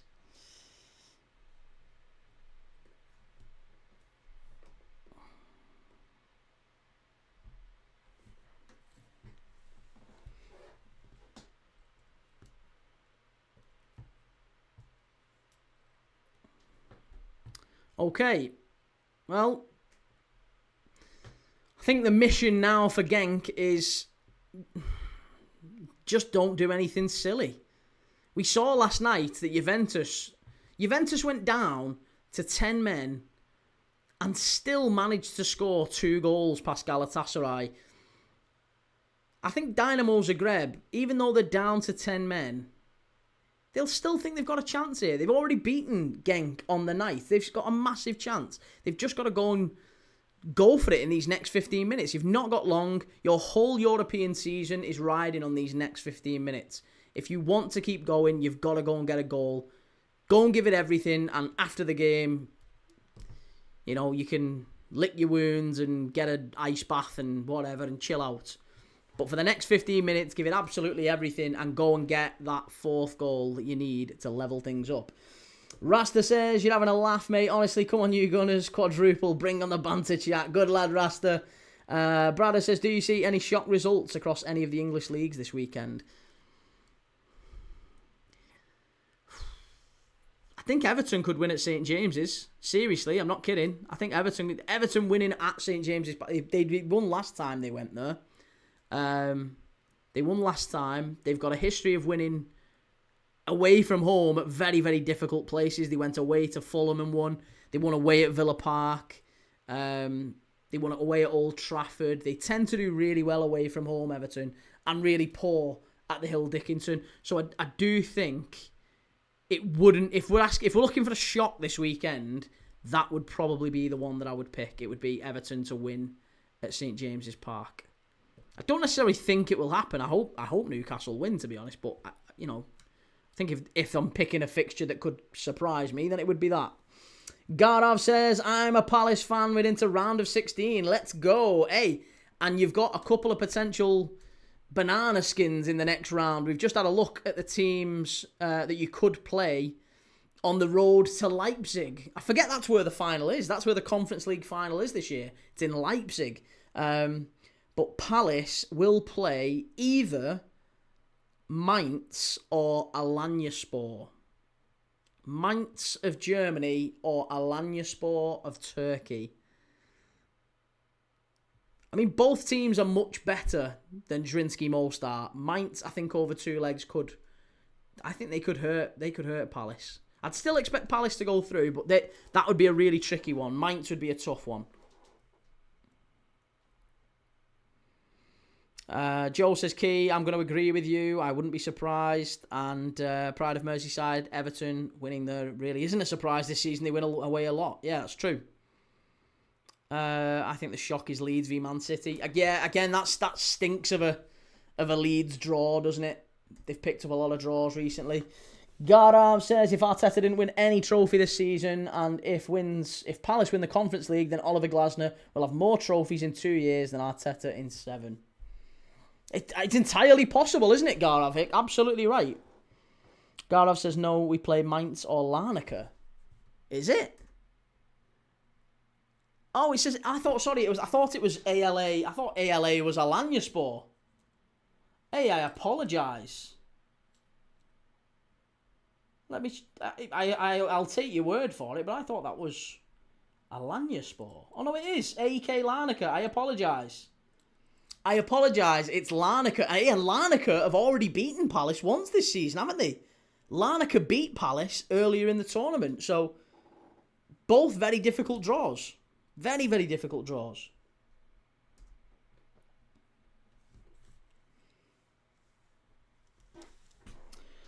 Haria Dionasaga says, good game. It has been a very good game tonight. Brada says, where's the Champions League final this year? It's in Budapest.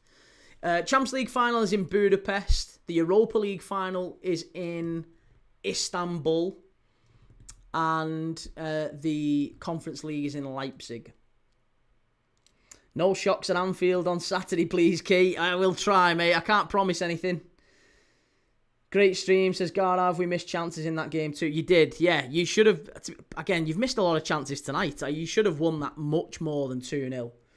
Joel says, I'm hoping for Barca. I reckon we could do something at the Camp Nou rather than Stamford Bridge. Chelsea v Newcastle over 2 legs would be a real spectacle, though. I'd love to see that.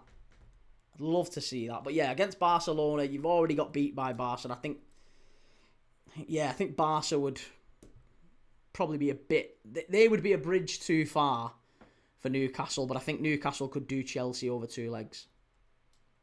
in a weird way. Even though Chelsea have beaten Barcelona and Barcelona have beaten Newcastle, I think you'd have a better chance over 2 legs than Chelsea.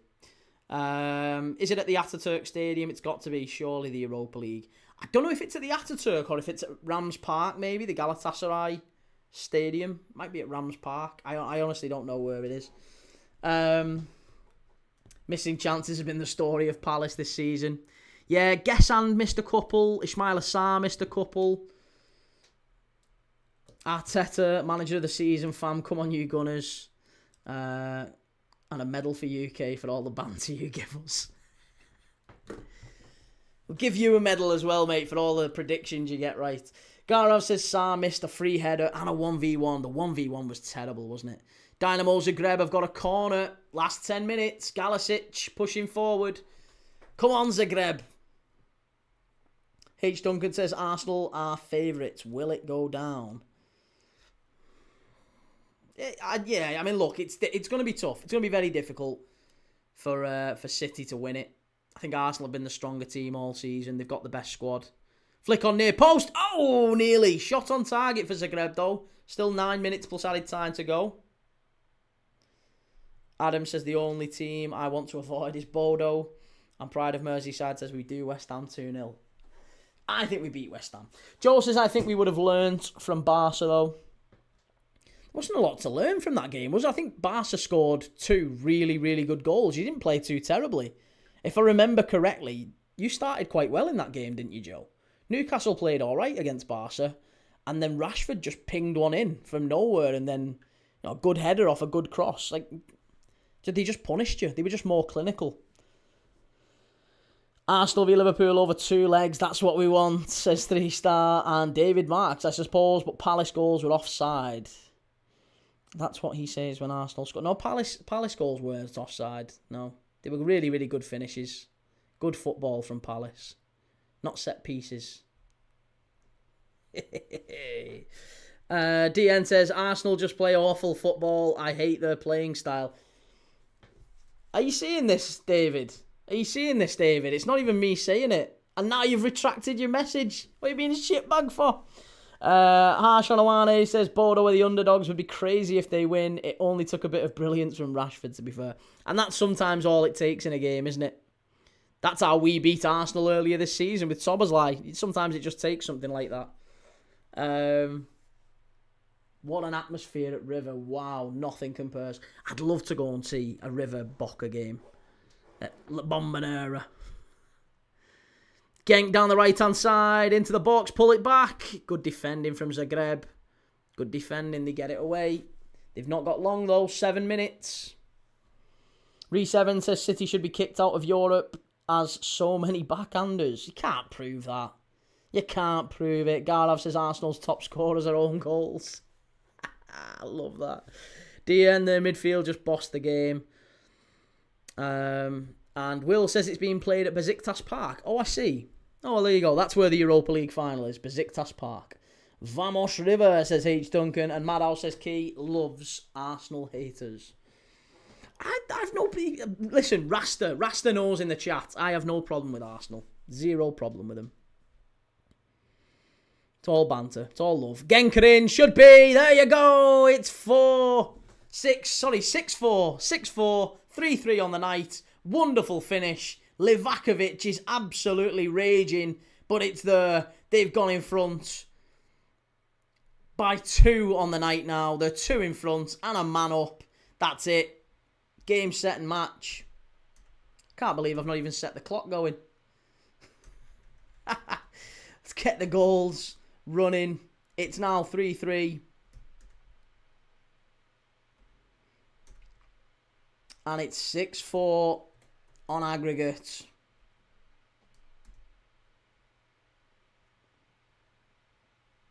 Do you hate Arsenal or United the most? United. United every single day of the week, Lucas.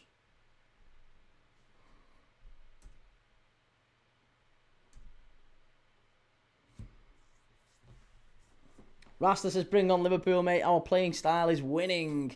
And Onopermo says, administrating is when you can't afford to pay your bills. Kieran Maguire was talking about a 40 to 60 point deduction. I don't see it being that, personally. I can't see it being that.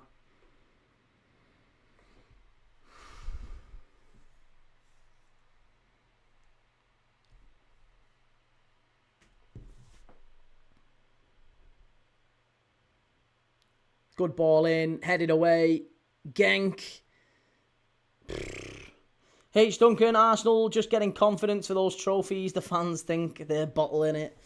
Pride of Merseyside, did you see Anfield Agenda saying he hates City more than United? I don't watch him, mate, if I'm dead honest with you. To each their own. People can watch what they want to watch, but yeah, no, I don't watch him.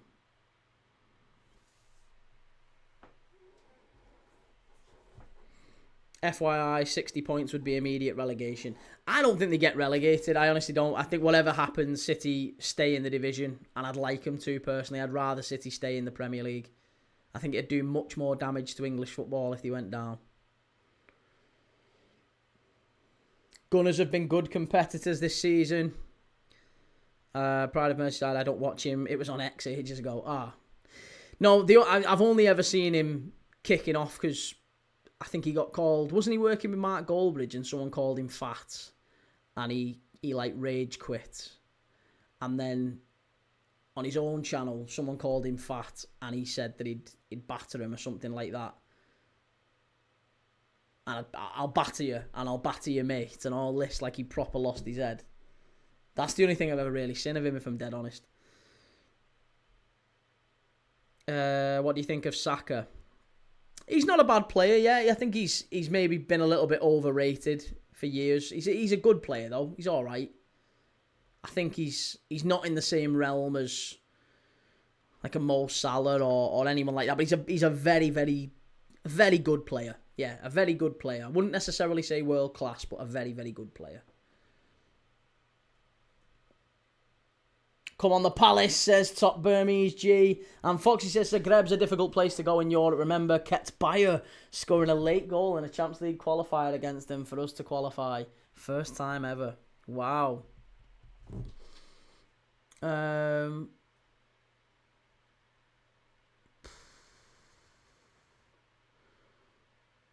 have no idea what's happened there.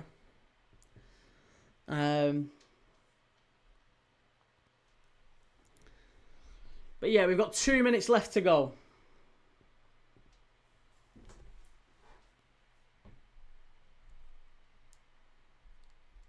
Garav says, got to go. It's 4 a.m. here. Big up to you. Great stream. Come on, you Eagles. Yes, Garav. Love that, mate. If you haven't already, make sure you've hit the like button. Make sure you've subscribed. We'll be wrapping up now, to be honest, because there's literally only 2 minutes left in this stream. I will be back on tomorrow for Aston Villa away at Wolves at Molineux. Wolves are 18 points basically from safety, and there's only 30 points left to go. It's a real possibility, by the way, that Wolves could win all of their 10 remaining games. They could win 10 games in a row and still get relegated. That is how few points they've got. They're 18 points from safety, and there's only 30 points left to play for in the Premier League. So I fully expect that they will be gone. And it's going to be a difficult night for Wolves tomorrow against Villa. But listen, we saw them get a point against Arsenal. They can certainly compete if they need to. It's a West Midlands derby. The atmosphere will be up. So that will be a great game tomorrow. If you want to join me for it, make sure you've liked and subbed. Saturday, we're doing Liverpool against West Ham. Huge game for both teams. West Ham have been brilliant recently. Got a point against Manchester United, which I think they should have won that. They deserved 3, didn't they?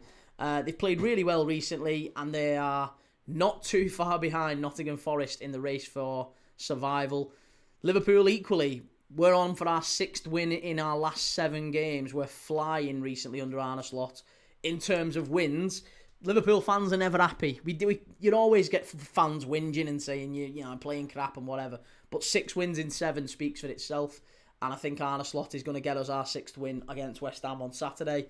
Following that, it's Leeds against Manchester City.